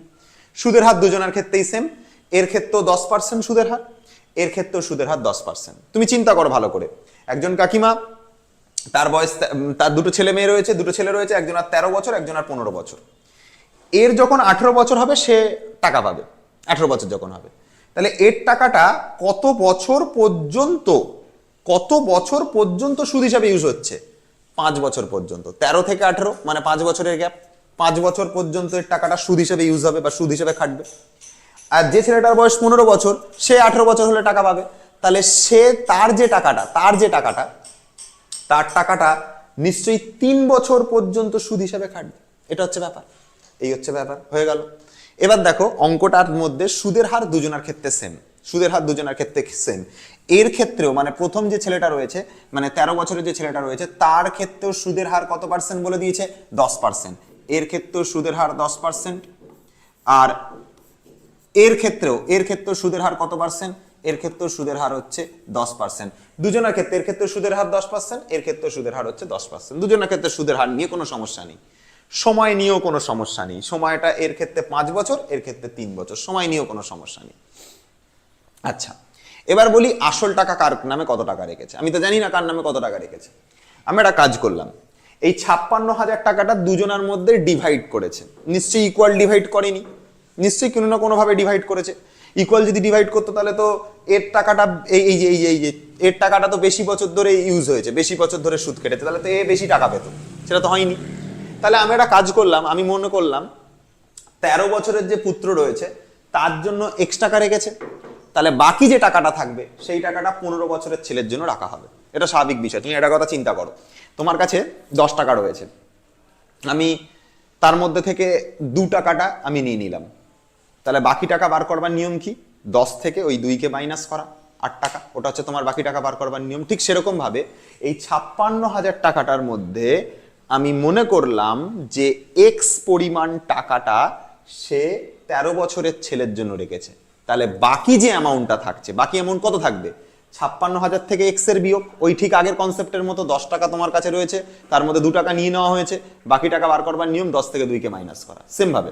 তাহলে আমি মনে করছি এভাবে লিখছি, এখানটা দেখো 13 বছরের পুত্রের জন্য কত টাকা রেখেছে? এক্স টাকা রেখেছেন, এক্স টাকা রেখেছেন। 13 বছরের পুত্রের জন্য কত টাকা রেখেছে? এক্স টাকা রেখেছে। তাহলে 13 বছরের পুত্রের জন্য যদি এক্স টাকা রাখে, তাহলে বাকি টাকা যা পড়ে থাকছে সেটা 15 বছরের পুত্রের জন্য রেখেছে। তাহলে 15 বছরের পুত্রের জন্য কত টাকা রাখবে? 56,000 টাকার মধ্যে এক্স টাকাটা 13 বছরের পুত্রের জন্য রেখেছে, বাকি টাকা কত থাকছে? বাকি টাকা থাকছে 56,000 মাইনাস এক্স। এই টাকাটা রেখেছে কার জন্য? 15 বছরের পুত্রের জন্য, এত টাকা রেখেছেন। ব্যাস, এবার কি বলেছে? দুজনার কি সমান হবে? দুজনার সুদ আর আসল সমান হবে, দুজনার সুদ আর আসল সমান হবে। তাহলে একটা কাজ করছি, 13 বছরের পুত্রের সুদ আসল কত হবে বলো? 13 বছরের পুত্রের সুদ আসল কত হবে বলো? সুদ কত টাকা আগে দেখা যাক। সুদ বার করবার টেকনিক, আসল into rate of interest into time, P R T by 100। আচ্ছা, 13 বছরের ছেলের পি বা প্রিন্সিপাল অ্যামাউন্ট এক্স টাকা, এটা পি, পি ইন্টু এর আর, এর রেট অফ ইন্টারেস্ট একই ছিল দুজনের জন্য, কোশ্চেনে বলা ছিল 10% সরল সুদের হারে প্রত্যেকে পাবে, 10% সরল সুদের, প্রত্যেকে রেট অফ ইন্টারেস্ট 10%। তাহলে পি হলো, আর হলো। আচ্ছা, যে 13 বছরের ছেলে সে 18 বছর হলে টাকা পাবে, মানে তার টাকাটা 5 বছর ধরে সুদ হিসেবে খাটবে। দেখো আমি তাই বার করেছিলাম, যে 13 বছরের ছেলে সে 18 বছর যখন হবে সে তখন টাকা পাবে, তার মানে তার টাকাটা 5 বছর ধরে খাটবে। তার মানে পি হচ্ছে, টি হচ্ছে 5 বছর, পি আর টি বাই 100 হয়ে গেল, প্লাস এটা হলো সুদ, এটা হলো সুদ, এর সাথে আসল টাকা যোগ করতে হবে। 13 বছরের ছেলের জন্য যে আসল টাকা ছিল, 13 বছরের ছেলের জন্য যে আসল টাকা ছিল সেটা ছিল এক্স টাকা, এটাকে সাথে অ্যাড করলাম প্লাস এক্স, বুঝতে পারলাম? ওকে, ইকুয়ালস টু 15 বছরের ছেলের সুদ আসল, 15 বছরের পুত্রের সুদ আসল, 15 বছরের পুত্রের সুদ আসল। এবার 15 বছরের পুত্রের যখন সুদ আসলের কথা বলবে তখন ব্যাপারটা ভালো করে বুঝতে হবে, সেম কনসেপ্ট ইউজ হবে। ফার্স্টে সুদ বার করব, সুদ বার করবার টেকনিক পি আর টি। পি কত? পি কত? 15 বছর ছেলের পি কত? 56,000 মাইনাস এক্স, এটা হচ্ছে পি। 56,000 মাইনাস এক্স, এটা হচ্ছে পি। 15 বছরের ছেলের রেট অফ ইন্টারেস্ট কত? একই দুজনের ক্ষেত্রে 10% ইন্টু টাইম। 15 বছরের ছেলেটার জন্য টাকাটা 3 বছর ধরে খাটবে। এই দেখো এখানে দেখাও, 15 বছরের ছেলেটা যখন 18 বছর বয়স হবে, 15 বছরের ছেলেটার যখন 18 বছর বয়স হবে তখন সে টাকা পাবে। তাহলে 15 বছরের ছেলেটার টাকাটা 3 বছরের জন্য ইউজ হবে। তাহলে টাইমটা কত? টাইমটা হচ্ছে 3 বাই কত? বাই হচ্ছে 100 প্লাস, প্লাস আমরা কি করব? এটা গেল সুদ, তার সাথে আসল টাকা যোগ করতে হবে। এখন 15 বছরের ছেলের জন্য কত টাকা আসল টাকা ছিল? 56,000 মাইনাস এক্স, এটা ছিল তার আসল টাকা, 56,000 মাইনাস এক্স। এখানে লিখবো 56,000 মাইনাস এক্স, কি আছে? 56,000 মাইনাস এক্স, এই হলো ব্যাপার। এবার হিসাব আর কাটাকাটি ঠিক করে করতে পারলে অঙ্ক মিলে যাবে। দেখো এখান থেকে কাটাকাটি শুরু করছি কিভাবে, আমি একটা জিনিস করছি, এর মধ্যে এক্স আছে, এর মধ্যে এক্স আছে, এক্স কমন নিয়ে নিচ্ছি, এক্স কমন নিয়ে নিলাম। এখানে থাকবে 5 10 50 বাই 100, 50 বাই 100, এক্স কমন চলে গেলে এখানে থাকবে +1, এই হলো ইকুয়ালস টু 56,000 মাইনাস এক্স আছে, এখানেও 56,000 মাইনাস এক্স আছে, 56,000 মাইনাস এক্স, এই পার্টটাকে কমন নিয়ে নিচ্ছি দুটোর মধ্যে থেকে। 56,000 মাইনাস এক্স যেই কমন নেব কত পড়ে থাকবে দেখো, 10 আর 3 30 বাই 100 প্লাস 56,000 মাইনাস এক্স চলে যাবে কমন, তাহলে এখানে থাকবে 1। এইবার এই জিনিসটাকে একটু লসাগু করে নেওয়া যাক, এই জিনিসটাকে একটু লসাগু করে নেওয়া যাক। তাহলে এক্স এখানে থাকবে 100, 100টা কি একের সাথে গুণ হবে, 100 প্লাস 50 মানে ওপরে আসবে 150, নিজে নিজে হিসাব করো কি করে, 100টা কি একের সাথে গুণ হবে 100 প্লাস 50, তো 100 প্লাস 50 করলে 150 equals to 56,000 minus x, 56,000 minus x, এখানে থাকবে নিচে 100 আছে, 100টা কি একের সাথে গুণ হবে, তো 100টা কি একের সাথে গুণ হবে 100 প্লাস 30, 100টা কি একের সাথে গুণ হবে 100 প্লাস 30, এখানে হবে 130। এই হলো। এবার কাটাকাটি, এর নিচের 100 এর নিচের 100 কেটে গেল, এর ওপরের 0 এর ওপরের 0 কেটে গেল, হয়ে গেল ব্যাপার শেষ। কি পড়ে আছে, 15-র সাথে x এর গুণ, 15-র সাথে x এর গুণ 15x, 15-র সাথে x এর গুণ, 15-র সাথে x এর গুণ করলে 15x।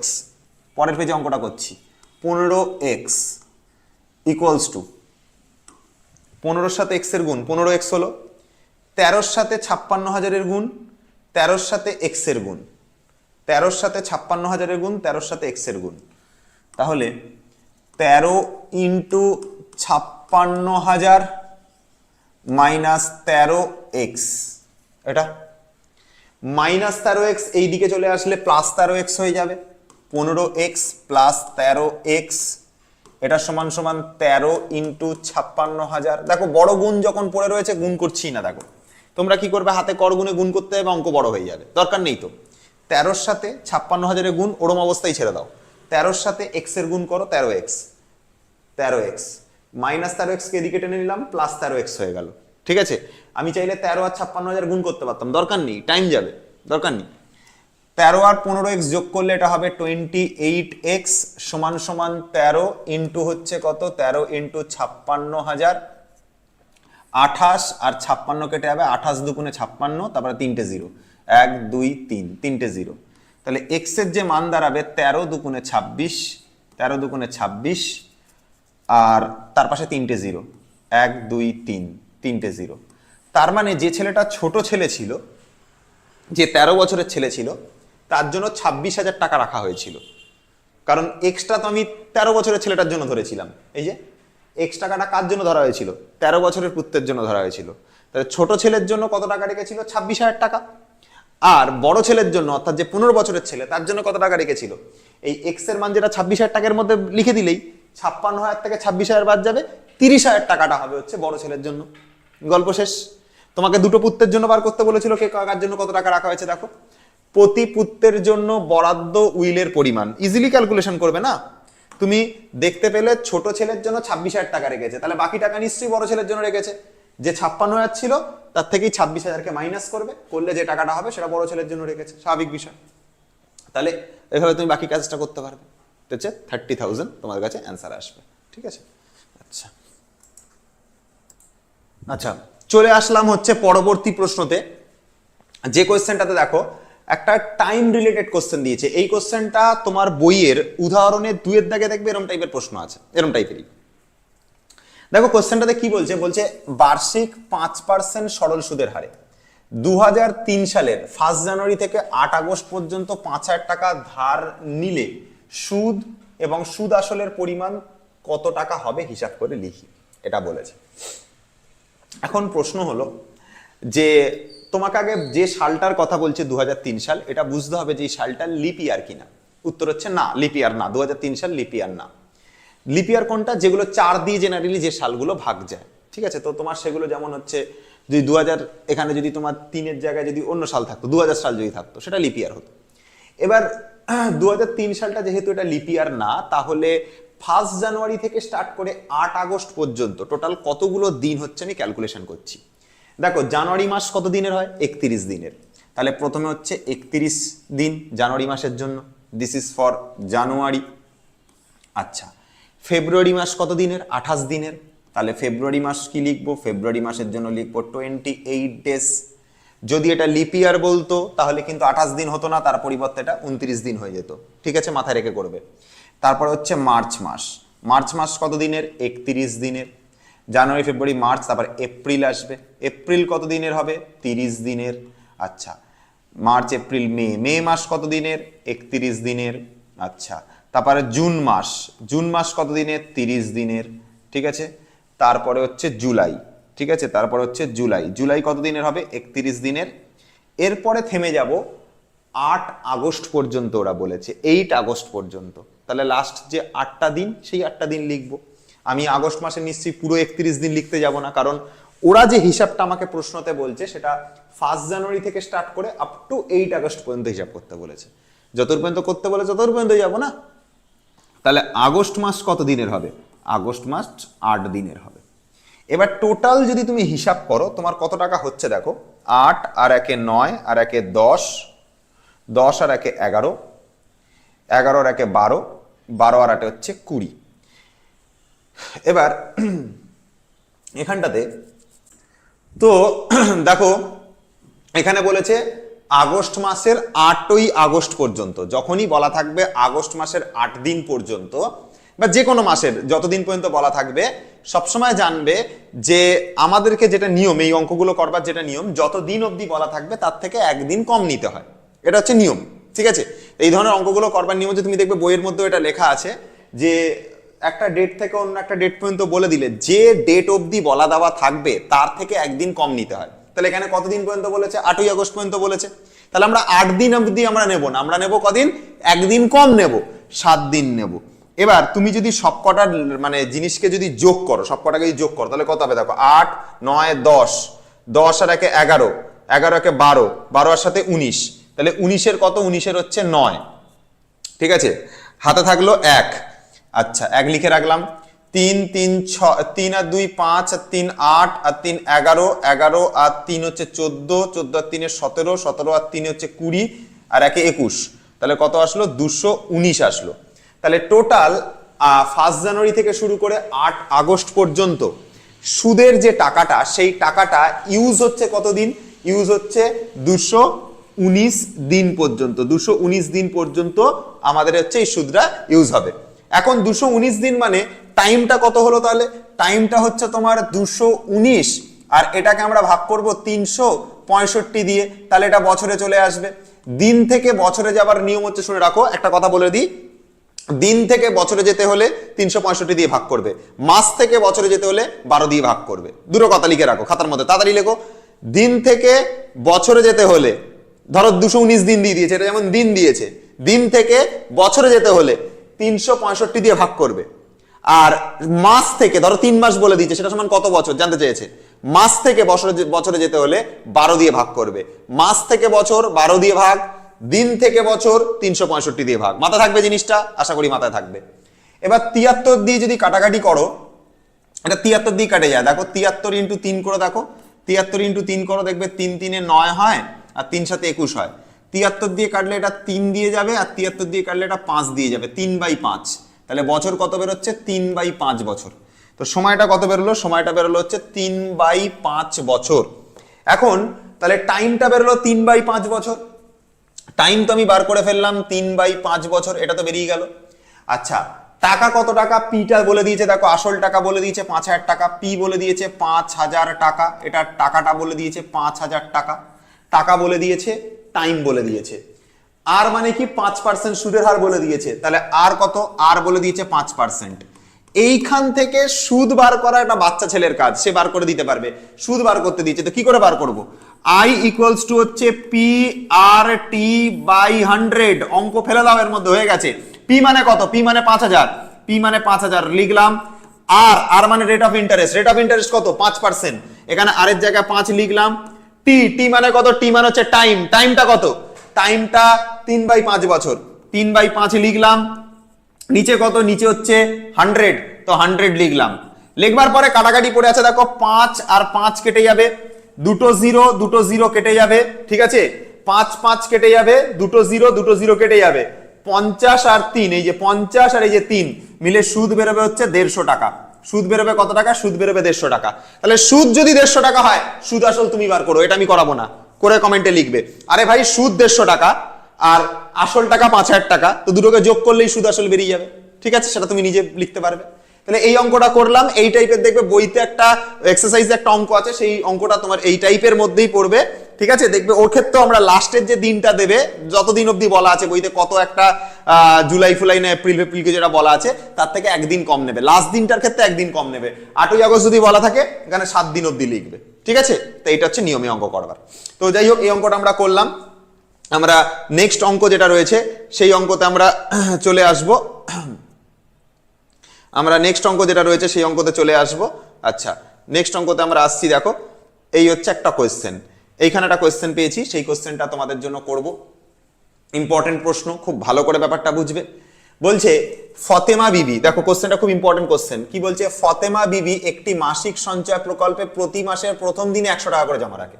প্রত্যেক মাসের প্রথম দিনে 100 টাকা জমা রাখছে, ঠিক আছে। তাহলে ধরো একটা বছরের যে টাকাটা তুমি জানুয়ারি মাসে রেখেছো, সেই টাকাটা গোটা 12 মাস ধরে সেই টাকাটা সুদ পাবে। সেই টাকাটার যে টাকাটা তুমি ফেব্রুয়ারি মাসে রাখবে, সেটা 11 মাস ধরে তুমি সুদ পাবে। যে টাকাটা তুমি মার্চ মাসে রাখবে, সেই টাকাটা তুমি 10 মাস ধরে সুদ পাবে। এইভাবেই তো চলবে। তুমি একটা কথা চিন্তা করো, গোটা মাস হচ্ছে January, February, March, April, May, June, July, August, September, October, November, December. যে টাকা তুমি জানুয়ারি মাসে রাখবে, সেই টাকাটা জানুয়ারি থেকে স্টার্ট করে ডিসেম্বর পর্যন্ত 12 মাসের সুদ পাবে। যে টাকাটা তুমি ফেব্রুয়ারি মাসে রাখবে, সেটা এই ফেব্রুয়ারি থেকে শুরু করে ডিসেম্বর পর্যন্ত 11 মাসের সুদ পাবে। যে টাকাটা তুমি মার্চ মাসে জমা করবে, সেই টাকাটা মার্চ থেকে শুরু করে ডিসেম্বর পর্যন্ত 10 মাসের সুদ পাবে। যে টাকাটা তুমি এপ্রিল মাসে জমা করবে, সেটা এপ্রিল থেকে শুরু করে ডিসেম্বর পর্যন্ত 9 মাসের সুদ পাবে।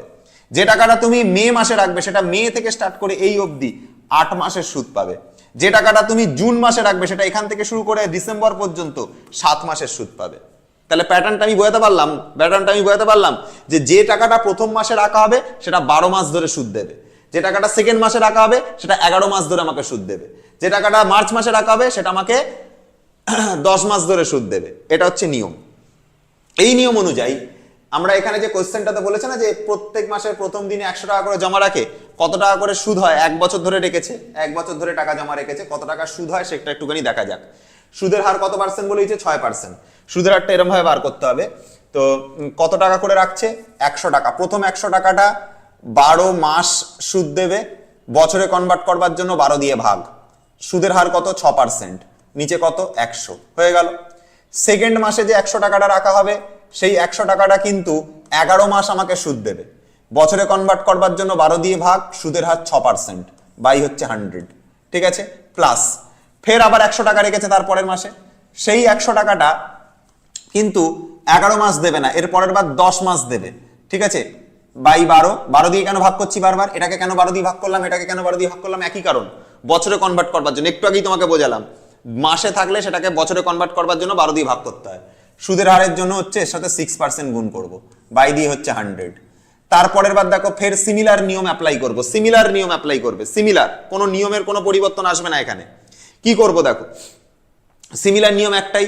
তারপরের বার আমরা এখান থেকে পরের বারও সেম ভাবে 100 টাকা আমরা রাখবো, কিন্তু সেই টাকাটা যে ইউজ হবে সেটা 9 মাসের জন্য ইউজ হবে, আর 12 দিয়ে ভাগ করব বছরে কনভার্ট করবার জন্য, আর সুদের হার 6%, বাই হচ্ছে 100।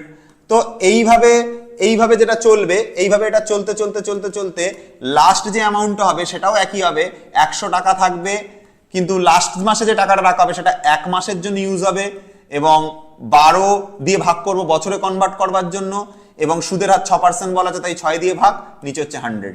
তাহলে নিয়মটা কি বললাম ভালো করে বুঝে নাও। প্রথম টাকাটা 100 টাকা, প্রথম মাসে যে 100 টাকা রাখবো সেটা 12 মাস ধরে ইউজ হবে।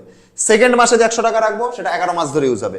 থার্ড মাসে যে 100 টাকা রাখবো সেটা 10 মাস ধরে ইউজ হবে। ফোর্থ মান্থে যে 100 টাকা রাখবো সেটা 9 মাস ধরে ইউজ হবে। এইভাবে চলতে লাস্ট মাসের একদম লাস্ট মাসে যে 100 টাকা রাখবো সেটা মাত্র 1 মাস ইউজ হবে। এই হচ্ছে নিয়ম। এবার কাটাকাটিটা যদি করি, 100 কেটে যাবে, 100 কেটে যাবে, 100 কেটে যাবে, 100 কেটে যাবে, 100 কেটে যাবে। কাটাকাটি যদি করি, এখান থেকে প্রত্যেকটার থেকে 1/12 কমন নাও, এখান থেকে 1/12 কমন নাও, বা 6/12 কমন নাও। সবচেয়ে ভালো 6/12 কমন নাও। 6/12 যখনই আমি কমন নেব, কমন নিলে এখানে 12 থাকবে। আচ্ছা, প্লাস এখান থেকে 6/12 চলে গেলে 11 থাকবে, প্লাস এখান থেকে 6/12 চলে গেলে 10 থাকবে, এইভাবে চলতে চলতে এখান থেকে 6/12 চলে গেলে 9 থাকবে, এইভাবে চলতে চলতে চলতে চলতে লাস্টের যেটা 6/12 চলে গেলে 1 থাকবে। এই হচ্ছে ভ্যালু। তাহলে আমাকে এখন মেন কথা হচ্ছে 12 থেকে স্টার্ট করে 1 অবধি যোগ করতে হবে। 12 থেকে স্টার্ট করে 1 অবধি আমায় কি করতে হবে? যোগ করতে হবে। একবার আমি একটু রাফে যোগ করে নিই, ঠিক আছে? এটা শর্টকাট টেকনিক আছে, শর্টকাট টেকনিক আমি তোমাকে পরে বলছি। 12 থেকে স্টার্ট করে 1 অবধি যোগ করে তোমাকে দেখাই কত হয়। দেখো, তাহলে দেখো 12, 11, 10, 9, 8, 7, 6, 5, 4, 3, 2, 1, ঠিক আছে? শর্টকাট টেকনিকটা পরে দেখাচ্ছি, আগে যোগটা নর্মাল দেখাই। 12 আর 1 3 হচ্ছে 12, 2 আর 1 3, 3 আর 0 মানে 3ই হবে, 9 12, 12 আর 8 20, 27, 27 আর 6 20, 27 আর 6 33, 33 আর 5 38, 38 আর 4 42, 42 আর 3 45, 45 আর 2 47 আর 48, 48 এর 8 তাহলে থাকলো 4, তাহলে এখানে হচ্ছে 3 আর 4 7, কত আসছে? 78 আসছে। এটা একটা নিয়ম। আর 12টা সংখ্যা যদি কখনো পরপর থাকে তাকে যোগ করাটা শর্টকাট ফর্মুলা n × n+1/2, ঠিক আছে? n × n+1/2। টোটাল কটা সংখ্যা আছে 1 থেকে স্টার্ট করে? 12টা। তো ডাইরেক্ট কি করবে? 1 থেকে শুরু করে পরপর যদি যোগ থাকে, 1 থেকে শুরু করে পরপর যদি যোগ থাকে, তাহলে যতগুলো সংখ্যা থাকবে সেইটাকেই n এর জায়গায় লিখে দিতে হবে। তো 12টা সংখ্যা রয়েছে এখানে, টোটাল 12টা সংখ্যা রয়েছে, n এর জায়গায় 12 লিখবো। যদি 15টা সংখ্যা পরপর থাকতো n এর জায়গায় 15 লিখতাম, যদি 14টা সংখ্যা পরপর থাকতো n এর জায়গায় 14 লিখতাম। তো এখানে টোটাল 12টা সংখ্যা রয়েছে, n এর জায়গায় 12 লিখবো। 12 × 12 + 1 হচ্ছে 2, 2 আর 12 কেটে যাবে, 6 থাকবে, 6 × 12 আর 1 যোগ 13, 6 13 কত হচ্ছে? 78। দেখো এটা সলভ করেও 78 এলো, এটা দেখো সলভ করেও আমাদের 78ই এসেছিল। তার মানে আমাদের ব্যাপার ঠিকই আছে। তো তার মানে এখান থেকে সবকটা নাম্বারকে যোগ করলে আমাদের অ্যান্সার 78 আসবে। তাহলে এখান থেকে দেখো 6/12, 6/12 ইন্টু এই সবকটাকে যোগ করে 78 এসছে। ওকে, 6 আর 12 কেটে দিলে 2 থাকে, 2 আর 78 যদি কাটাকাটি করি 30 30, 3 2 6, 1 আর 8 মানে 9, 39। অ্যান্সার কত আসছে? 39, 39 টাকা।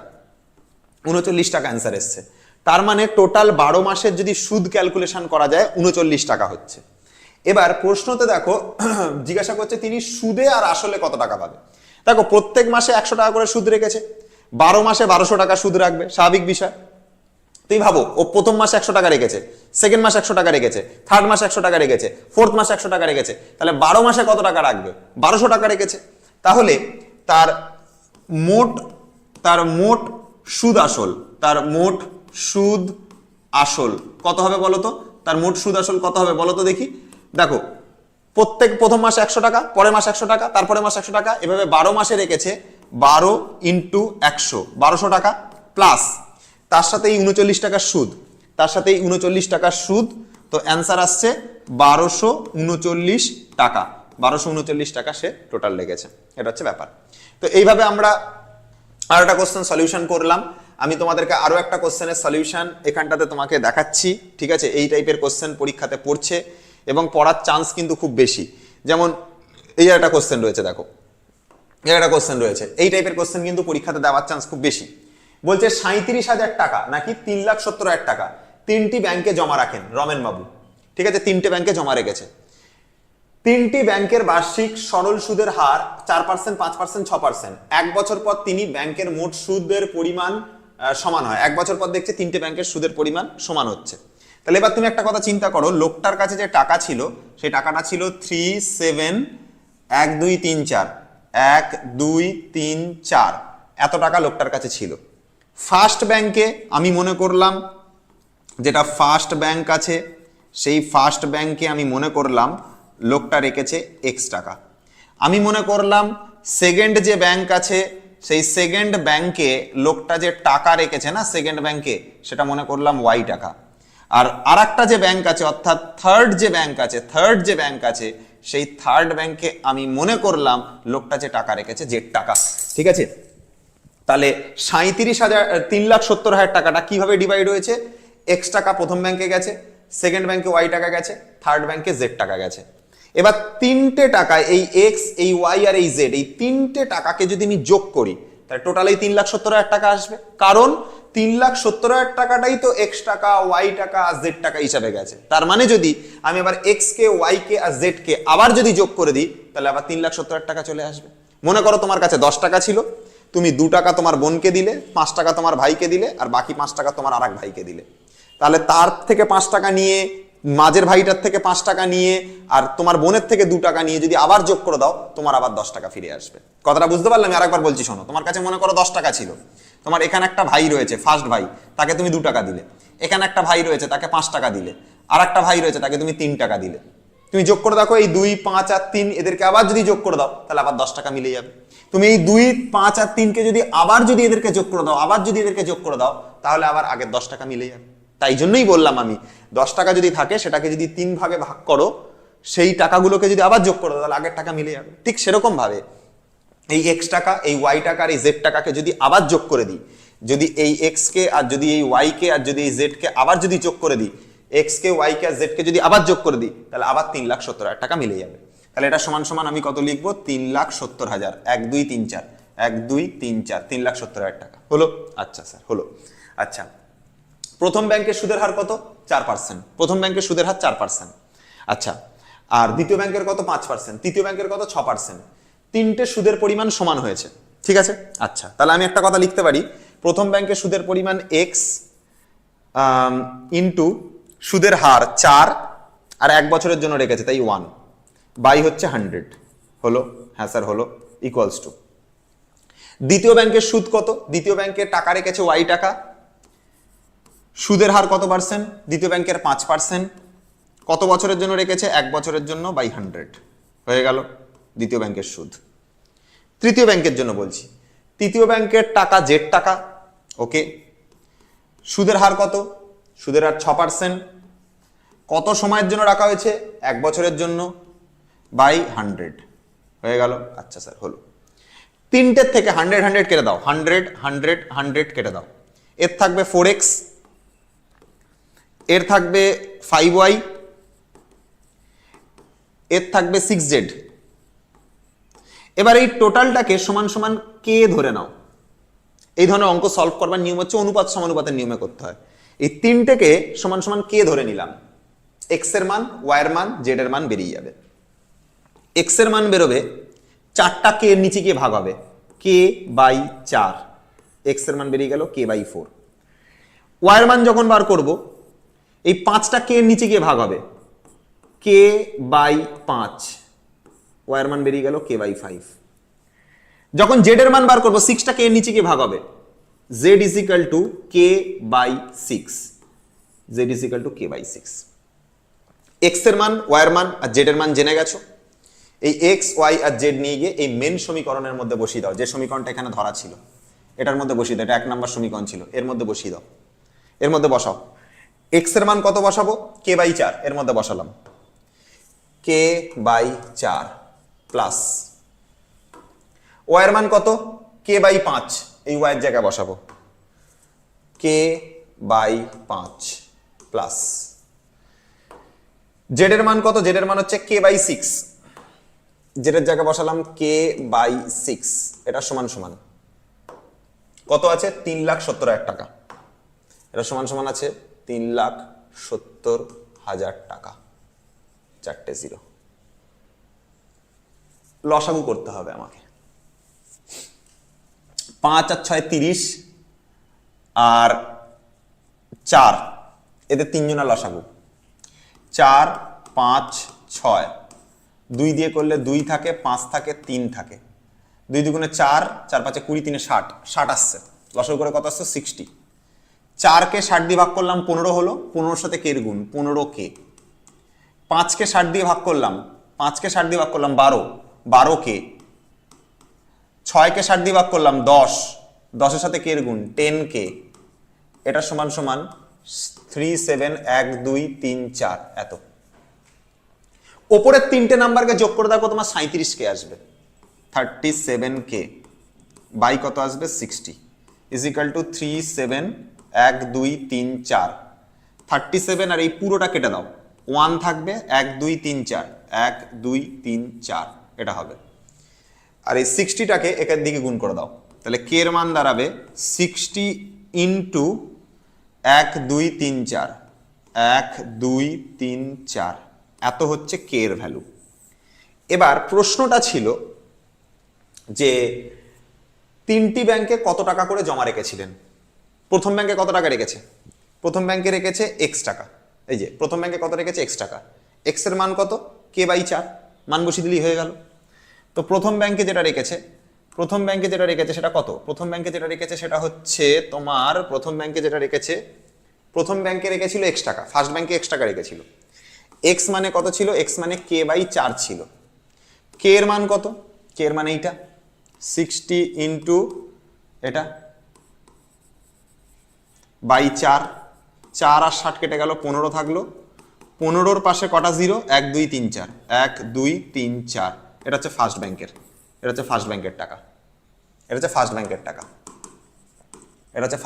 টাকা। যদি কোশ্চেন করে সেকেন্ড ব্যাংকে কত টাকা রেখেছে, সেকেন্ড ব্যাংকে কত টাকা রেখেছিল গো? বার করেছিলাম সেকেন্ড ব্যাংকে কত টাকা রেখেছে। এই দেখো, এটা ওয়াইটা হচ্ছে সেকেন্ড ব্যাংকের টাকা। এই যে ওয়াই টাকা রাখা হয়েছিল সেকেন্ড ব্যাংকে। ওয়াই টাকাটা কত টাকা? কে বাই 5। তো ওয়াই টাকাটা যদি কে বাই 5 হয়, তাহলে সেকেন্ড ব্যাংকের টাকাটা যেটা হবে সেটা হচ্ছে Y is equal to K by 5। এখন কে এর মান কত? কে এর মান বার করা আছে 60 ইন্টু এত, 60 ইন্টু 1000 বাই হচ্ছে 5। 5 আর 60 কেটে দাও, 12 থাকবে। 12-র পাশে 4টে জিরো, 12-র পাশে 1 2 3 4, 4টে জিরো। তাহলে 1,20,000 টাকা রেখেছে সেকেন্ড ব্যাংকে, 1.5 লাখ টাকা রেখেছে ফার্স্ট ব্যাংকে, আর থার্ড ব্যাংকে বাকি টাকাটা রেখেছে। তুমি নিজেও বার করতে পারবে, বার করে নিও এখান থেকে থার্ড ব্যাংকেরটা দেখবে Z is equal to K by something ছিল, কিছু একটা কে বাই 6 ছিল। Z is equal to third ব্যাংকেরটা নিজেরা বার করে নিও। Z is equal to K by 6 ছিল। কে এর মান যেটা এখান থেকে বেরিয়েছে, এন এর মধ্যে বসাবে, কাটাকাটি করবে, থার্ড ব্যাংকের টাকা বেরিয়ে যাবে, বার করে নিতে পারবে। তিনটে ব্যাংকের টাকা জানতে চেয়েছিল, তিনটে ব্যাংকের টাকা বার করে দিলাম। তো এরকম টাইপের প্রশ্ন পরীক্ষাতে হতে পারে। আচ্ছা, আর একটা কোশ্চেন কিরকম হতে পারে দেখো,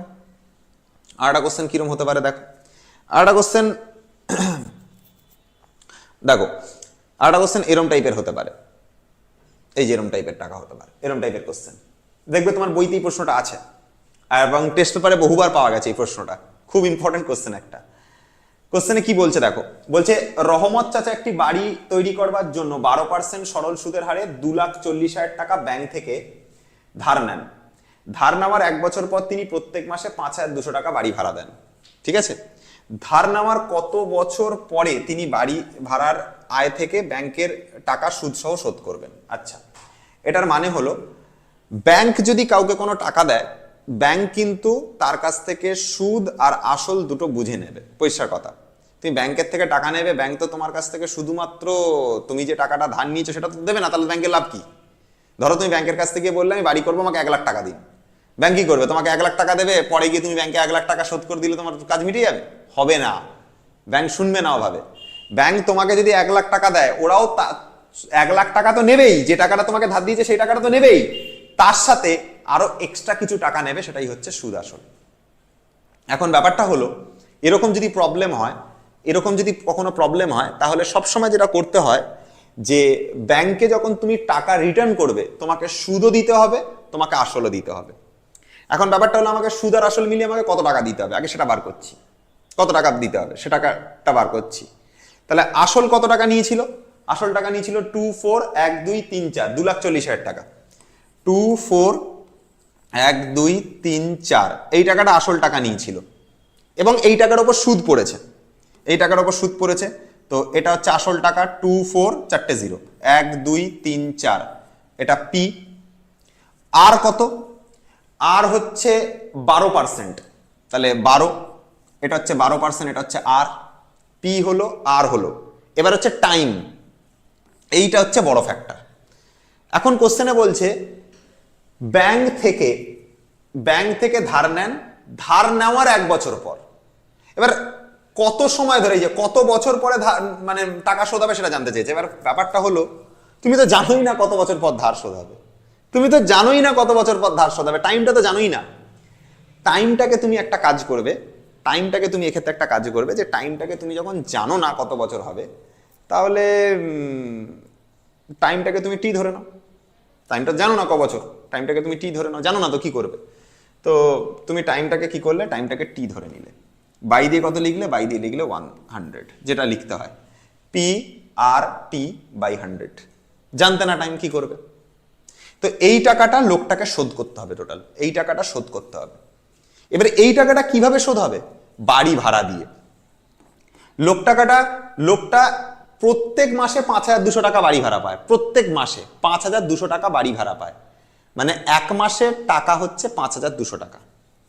এক মাসে লোকটা পায় 5,200 টাকা, 12 মাসে লোকটা পাবে 5,200 ইন্টু 12। কিন্তু লোকটা কত বছর ধরে পাবে, টি বছর ধরে পাবে কি, টি বছর ধরে পাবে কি না, টি বছর ধরে পাবে না।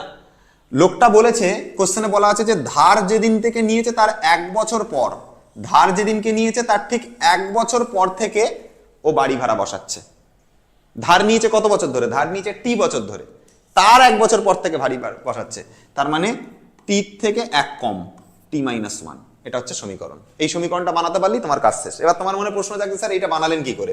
আর একবার প্রথম থেকে সবকিছু রিপিট করছি, মনোযোগ সহকারে শোনো। কঠিন লাগে এই অঙ্কটা, যার জন্য অঙ্কটা নামে না। ভালো করে বোঝো, ব্যাংকের থেকে যখন টাকা ধার নেওয়া হয় তখন ব্যাংকের সুদের টাকাও ফেরত দিতে হয় এবং আসলের টাকাও ফেরত দিতে হয়। আসল টাকা 2,40,000 টাকা নিয়েছে, আর তার উপর সুদ দাঁড়িয়েছে এইটা, দুটো তো ফেরত দিতেই হবে, আসলও দিতে হবে, সুদও দিতে হবে। তাই জন্য এটা করেছি 2,40,000 প্লাস 2,40,000, এটা হচ্ছে P into R into T by 100। এই টাকাটা লোকটাকে শোধ করতে হবে, এই টাকাটা লোকটাকে শোধ করতে হবে। এটা হচ্ছে আসল টাকা আর এটা হচ্ছে সুদের টাকা, আসল টাকা আর সুদের টাকা। এই পুরো টাকাটা লোকটাকে শোধ করতে হবে, পুরো টাকাটা লোকটাকে শোধ করতে হবে। তাই জন্য আসল আর সুদটাকে এখানে লিখলাম। এবার এই টাকাটা শোধ হবে কিভাবে, এই টাকাটা শোধ কিভাবে হবে, এই টাকাটা শোধ কিভাবে হবে, বাড়ি ভাড়া থেকে শোধ হবে।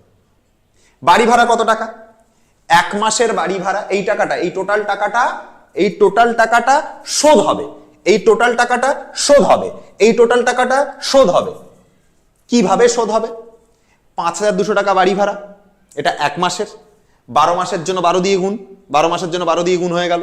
5,200 টাকা 1 মাসের বাড়ি ভাড়া, 12 মাসের জন্য 12 দিয়ে গুণ হলো। এবার ব্যাপারটা হলো 12 মাস ধরে তো এটাতে 1 বছরের টাকা বেরোলো, 5,200 টাকাটা 1 মাসের টাকা, তাকে 12 দিয়ে গুণ করলে 12 মাসের টাকা, অর্থাৎ 1 বছরের টাকা হলো। কিন্তু লোকটা তো 1 বছর ধরে টাকা তো মানে নিয়ে তো শোধ করতে পারবে না, কত বছর ধরে সে বাড়ি ভাড়া বসাবে। দেখো বলা আছে ও ধার যেদিন থেকে নিয়েছে, ধার যেদিন থেকে নিয়েছে তার 1 বছর পর তিনি বাড়ি ভাড়া দিয়েছে। দেখো বলা আছে ধার যেদিনকে নিয়েছে, ধার নিয়েছে টি মাস আগে, তার ঠিক 1 বছর পর। ধার নিয়েছে মনে করো 10 বছর আগে, তার ঠিক 1 বছর পর। তার মানে 9 বছর ধরে সে বাড়ি ভাড়া পাচ্ছে। আরে ভাই তুমি ব্যাংক থেকে ধার নিয়ে এসছো, এনেই তো আর বাড়ি ভাড়া করতে পারবে না। তুমি যেদিনকে ধার নিয়েছো, ধার নেওয়ার পর তোমাকে 1 বছর তৈরি করতে লাগবে, বাড়ি ফাড়ি তৈরি করতে তোমার 1 বছর সময় যাবে। তুমি কতটা চিন্তা করো, তুমি আজকে ব্যাংক থেকে 2,40,000 টাকা তুলে আনলে নয়, এনেই কি সেদিন কি তোমার বাড়ি হয়ে যাবে? হবে না তো। তুমি আজকে ব্যাংকে গেছো, ব্যাংকে গিয়ে তুমি 2.5 লাখ টাকা, 10 লাখ টাকা, 50 লাখ টাকাও নিয়ে আসলে নয়, এনেই সেদিনকে তোমার বাড়ি হয়ে যাবে? ইম্পসিবল ব্যাপার ভাই, হবে না তো। 1 বছর সময় লাগবে বাড়ি ভাড়াতে। কিন্তু ব্যাংক তো সুদ নেওয়া সেই প্রথম দিন থেকেই কাউন্ট করবে। ব্যাংক কিন্তু টি বছর ধরে সুদ নিচ্ছে, ব্যাংক টি বছর ধরেই সুদ নিচ্ছে। কিন্তু তোমার মাঝখানে 1 বছর তুমি মানে বাড়ি ভাড়া পাওনি, 1 বছর কম বাড়ি ভাড়া পাচ্ছ, কারণ কি ওই 1 বছর তোমার বাড়ি তৈরি হয়েছে, 1 বছর কম বাড়ি তৈরি হয়েছে।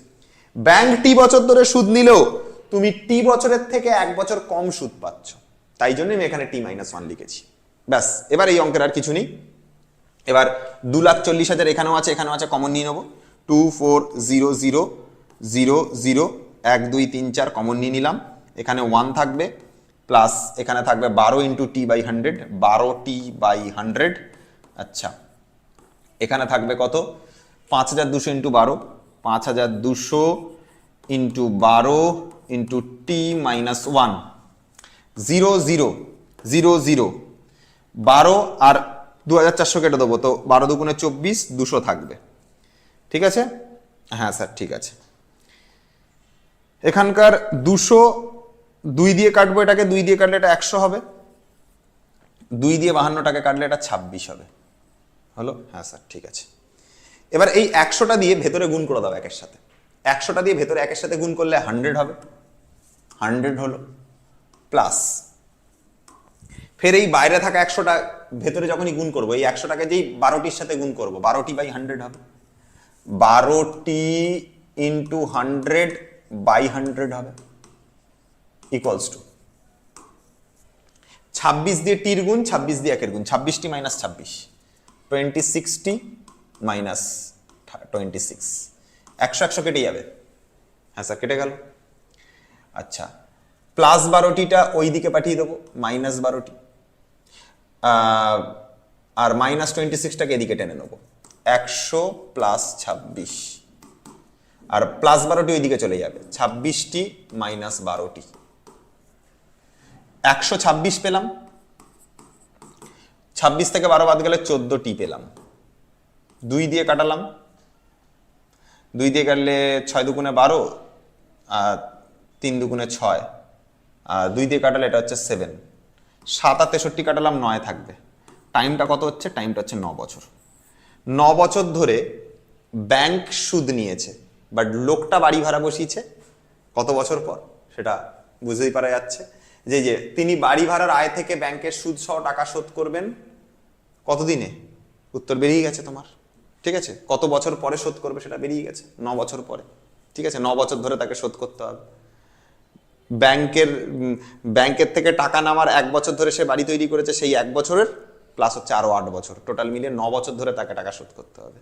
সেটাই অ্যান্সার বেরিয়ে গেল, 9 বছর ধরে তাকে টাকা শোধ করতে হবে। এই প্রশ্নটা পরীক্ষাতে দেয়। এইখানের ইকুয়েশন হচ্ছে এইটা, এটা খালি একটুখানি বোঝো, আর কিচ্ছু না। আসল টাকা আর সুদের টাকা বার করবে, প্রত্যেকটা অঙ্কের সেম নিয়ম। আসল টাকা সুদের টাকা বার করবে, যে টাকাটা প্রত্যেক মাসের দেওয়া থাকবে তার সাথে 12 দিয়ে গুণ করে 1 বছরে কত টাকা পায় বার করে নেবে। এবার দেখে নেবে খালি এই জায়গাটাতে, যে ধার নেওয়ার 1 বছর পর বলছে নাকি ধার নেওয়ার 2 বছর পর বলছে। ধার নেওয়ার 1 বছর পর বললে টাইম থেকে 1 কমে যাবে, ধার নেওয়ার 2 বছর পর বললে টাইম থেকে 2 মাইনাস হবে, ধার নেওয়ার 3 বছর পর বললে টাইম থেকে 3 মাইনাস হবে। ব্যাস, গল্প শেষ। এইটুকু ইকুয়েশন। এই ইকুয়েশনটা বানাতে পারলে বাকি ক্যালকুলেশন তুমি নিজেই পারবে, হয়ে গেছে। নাও, এখান থেকে এটা শেষ। আচ্ছা, আর একটা কোশ্চেন দেখো, এই টাইপের কোশ্চেনগুলো পরীক্ষাতে পড়ছে, তো এই টাইপের কোশ্চেনগুলো তোমাকে করতে লাগবে। দেখো কি বলছে, বলছে কোনো মূলধন 6.4% সুদের হারে কত বছরে দ্বিগুণ হবে। একদম প্রথম অঙ্কটার মতো, টাকাটা দ্বিগুণ হবে বলেছে। টাকা দ্বিগুণ কখন হয়? যখন সুদ আর আসল মিলে দ্বিগুণ হয়। একদম প্রথম অঙ্কটা চিন্তা করো, আমি বলেছিলাম 100 টাকা রেখেছো, তুমি 300 টাকা পাচ্ছ, টাকা 3 গুণ হয়ে গেছে, টাকা 3 গুণ হয়ে গেছে। 3 গুণ কখন হয়? যখন সুদ আর আসল মিলে 300 টাকা হয়, সুদ আর আসল মিলে 300 টাকা হয়, তাই তো? তাহলে সুদ প্লাস আসল মিলে, সুদ প্লাস আসল মিলে যে আসল টাকাটা রাখা হয়, সেই আসল টাকাটা কত গুণ হবে? আসল টাকাটা দ্বিগুণ হবে বলেছে, দ্বিগুণ হবে বলেছে, তাই তো হয়। আসল টাকা 100 টাকা রেখেছিলাম, সেটা 3 গুণ হয়েছে। সেটা কি কি কারণে হতে পারে? সুদ আর আসল মিলে যে আসল 100 টাকা রেখেছিলে সেই টাকাটা দ্বিগুণ হয়েছে, সেটার কারণেই হবে, সিম্পল জিনিস। তো এখান থেকে আমরা সুদের জায়গাতে লিখব PRT/100, এটার জায়গায় আসল টাকার জায়গাতে আমরা লিখব কত? আসল টাকার জায়গাতে আমরা লিখব হচ্ছে প্লাস পি, আর আসলের জায়গায় পি লিখবো, ইন্টু 2 আছে তাই 2p। এই যে পি আর 2 গুণ, পি আর 2 গুণ 2p হয়ে গেল। পিটা ওইদিকে চলে যাবে, PRT/100, এটা ইজ ইকাল টু পিটা ওদিকে গিয়ে মাইনাস হয়ে যাবে। তো 2p থেকে এই p মাইনাস হলে শুধু p থাকবে, শুধু p থাকবে। এবার এই 100টাকে ওদিকে গুণ করে দাও, তাহলে PRT ইকুয়ালস টু 100টা ওইদিকে গুণ করে দেবো, p ইন্টু 100, p আর p কেটে যাবে। আর মানে হচ্ছে সুদের হার, এটার পার্সেন্টেজ কত? 6.14%। আর এর মানটা বসাও, 4 6 24, এটাকে 25, আর এর জায়গায় 25/4 বসাবো, 25/4, এটা আর এর জায়গায় বসালাম, into time, into time equals to 100, equals to 100। 25 আর 100 কাটাও, 4 থাকবে, টাইমটাকে 4টাকে এদিকে গুণ করে দাও, টির মান আসবে 4টা গিয়ে 4-এর সাথে গুণ হলে 16 হবে। তার মানে এই যে কত বছরের দ্বিগুণ হবে বলেছে, এটা 16 বছরে দ্বিগুণ হবে। প্রথম প্রশ্ন শেষ। আর একটা কোশ্চেন করাচ্ছি, দেখো এই কোশ্চেনটা পরীক্ষাতে খুব আসে। বার্ষিক সুদের হার 4% থেকে 3.34% হওয়াতে অমলবাবুর আয় 60 টাকা কমে যায়। মানে আগে 4% হারে সুদ পেত, কত টাকা পেত আগে একবার বার করে নি। পি ইন্টু 4 ইন্টু বার্ষিক বলেছে মানে 1 বছর বাই 100, এই টাকাটাকে সুদ পেত। পি ইন্টু আর ইন্টু 1 কেন লিখলাম, পি আর টি, পি পি মানে আসল টাকা, আর সুদের হার বলে দিচ্ছে 4%, আর টি টি মানে 1 বছর, 1 বছর ধরে করছি বাই 100, মাইনাস পরের বার হয়েছে পি ইন্টু, পরের বার সুদের হার কত হয়ে গেছে 3.34%, মানে 4 3 12 3 15, 15 বাই 4, আর কত, আর হচ্ছে 15 বাই 4 ইন্টু টাইম কত, টাইম হচ্ছে 1 বছর বাই 100। আগে এই টাকা সুদ পেত, এখন এই টাকা সুদ পায়। কত টাকা কমে গেছে, কত টাকা কমে গেছে বার করবার জন্য মাইনাস করলাম। কত টাকা কমে গেছে, কত টাকা কমে গেছে বার করবার জন্য মাইনাস করলাম। এটাই তো আমার চেয়েছে না, কত টাকা কমে গেছে। এই যে বলেছে দেখো 60 টাকা কম আয় হয়, 60 টাকা কম আয় হয় বলেছে, কত টাকা কমে গেছে বার করবার জন্য মাইনাস করব। তো এটা ইকুয়ালস টু হচ্ছে 60। ব্যাস এখান থেকে কি করব, P by 100, P by 100 common নিয়ে নেবো, পি বাই 100 কমন নিলাম। কমন নিলে এটা 4 হচ্ছে মাইনাস 15 বাই 4 হচ্ছে, 15 বাই 4 হচ্ছে, এটা ইজ ইকাল টু 60 হচ্ছে। 4 4 16 minus 15, P by 100 into 4 4 16 minus 15, 16 minus 15 by 4, এটা সমান সমান 60। তো এই 4 আর 100 টাকা ওইদিকে গুণ করে দাও, তাহলে পি ইন্টু 16 থেকে 15 বাদ গেলে 1, 60 আছে, 4 আর 100 টাকা ওইদিকে গুণ করে দাও ইন্টু 400, ঠিক আছে, 4 আর 100 মানে 400, 400 টাকা ওইদিকে গুণ করে দাও, 4 6 24, তার পাশে 1000, 24,000 টাকা, 24 1 2 3 24,000 টাকা, এটা 24,000 টাকা। তাহলে 24,000 টাকা হচ্ছে তার আসল টাকা ছিল পি, ঠিক আছে। এই যে তার মূলধন জানতে চেয়েছিল, তার আসল টাকা হচ্ছে 24,000 টাকা। তাহলে এই কোশ্চেনটা আমাদের হয়ে গেল, ঠিক আছে, এই কোশ্চেনটা আমাদের কমপ্লিট, ঠিক আছে, 24,000 টাকা অ্যান্সার শেষ। ওকে, আচ্ছা এবার দেখো, এবার আমি তোমাদেরকে কিছু টিপস দেবো বলেছিলাম। প্রথম টিপস হচ্ছে কিছু কোশ্চেন তোমাদেরকে করতে হবে, যে কোশ্চেনগুলো আমি তোমাদেরকে মনে করি তোমাদের করা উচিত, ঠিক আছে, যে কোশ্চেনগুলো করলে তুমি পরীক্ষাতে কমন পাবে। এই কোশ্চেনটা আমি তোমাদেরকে করাবো না, খুব ইজি কোশ্চেন এটা, ঠিক আছে, দুটো কোশ্চেন মানে একদম ইজি কোশ্চেন, এটা তোমাদের জন্য হোমওয়ার্ক দেবো। এই কোশ্চেনটার অ্যান্সার তোমরা বলবে কমেন্টে, অ্যান্সার বলবে হচ্ছে কমেন্টে, শুনে নাও ভালো করে। আর কি কি কমন পড়বে কোশ্চেন বলে দিচ্ছি, আর কি কি কমন কোশ্চেন পড়বে বলে দিচ্ছি, ঠিক আছে। তোমাদের যে টেক্সট বইটা আছে সুদ কষার, তার লাস্ট 10টা কোশ্চেন, সুদ কষা যেটা রয়েছে, সুদ কষা যেটা রয়েছে তার লাস্ট 10টা প্রশ্ন, শেষের দিক থেকে 10টা, লাস্ট 10টা প্রশ্ন, লাস্ট 10টা প্রশ্ন যদি তুমি করতে পারো পরীক্ষার আগে, যদি লাস্ট 10টা প্রশ্ন করতে পারো আর এই কোশ্চেনটা যদি করতে পারো, এই দুটো জিনিস যদি করতে পারো, তাহলে তোমার পরীক্ষাতে কোশ্চেন এই প্যাটার্নের মধ্যেই আসবে। নাম্বার চেঞ্জ করে দিতে পারে, দেখা যেতে পারে যে 3000 এই 2360 টাকার জায়গায় 2560 টাকা বলে দিল, 2480 টাকার জায়গায় হয়তো 4000 টাকা বলে দিল, এরকম মানে প্যাটার্নটাকে চেঞ্জ করে দিতে পারে, মানে মানে নাম্বারটা চেঞ্জ করে দিতে পারে, বাট প্যাটার্ন চেঞ্জ হবে না। তো আমি কি বললাম, আজকের যে কোশ্চেন করালাম, তাহলে 3টে জিনিস তোমায় করতে হচ্ছে।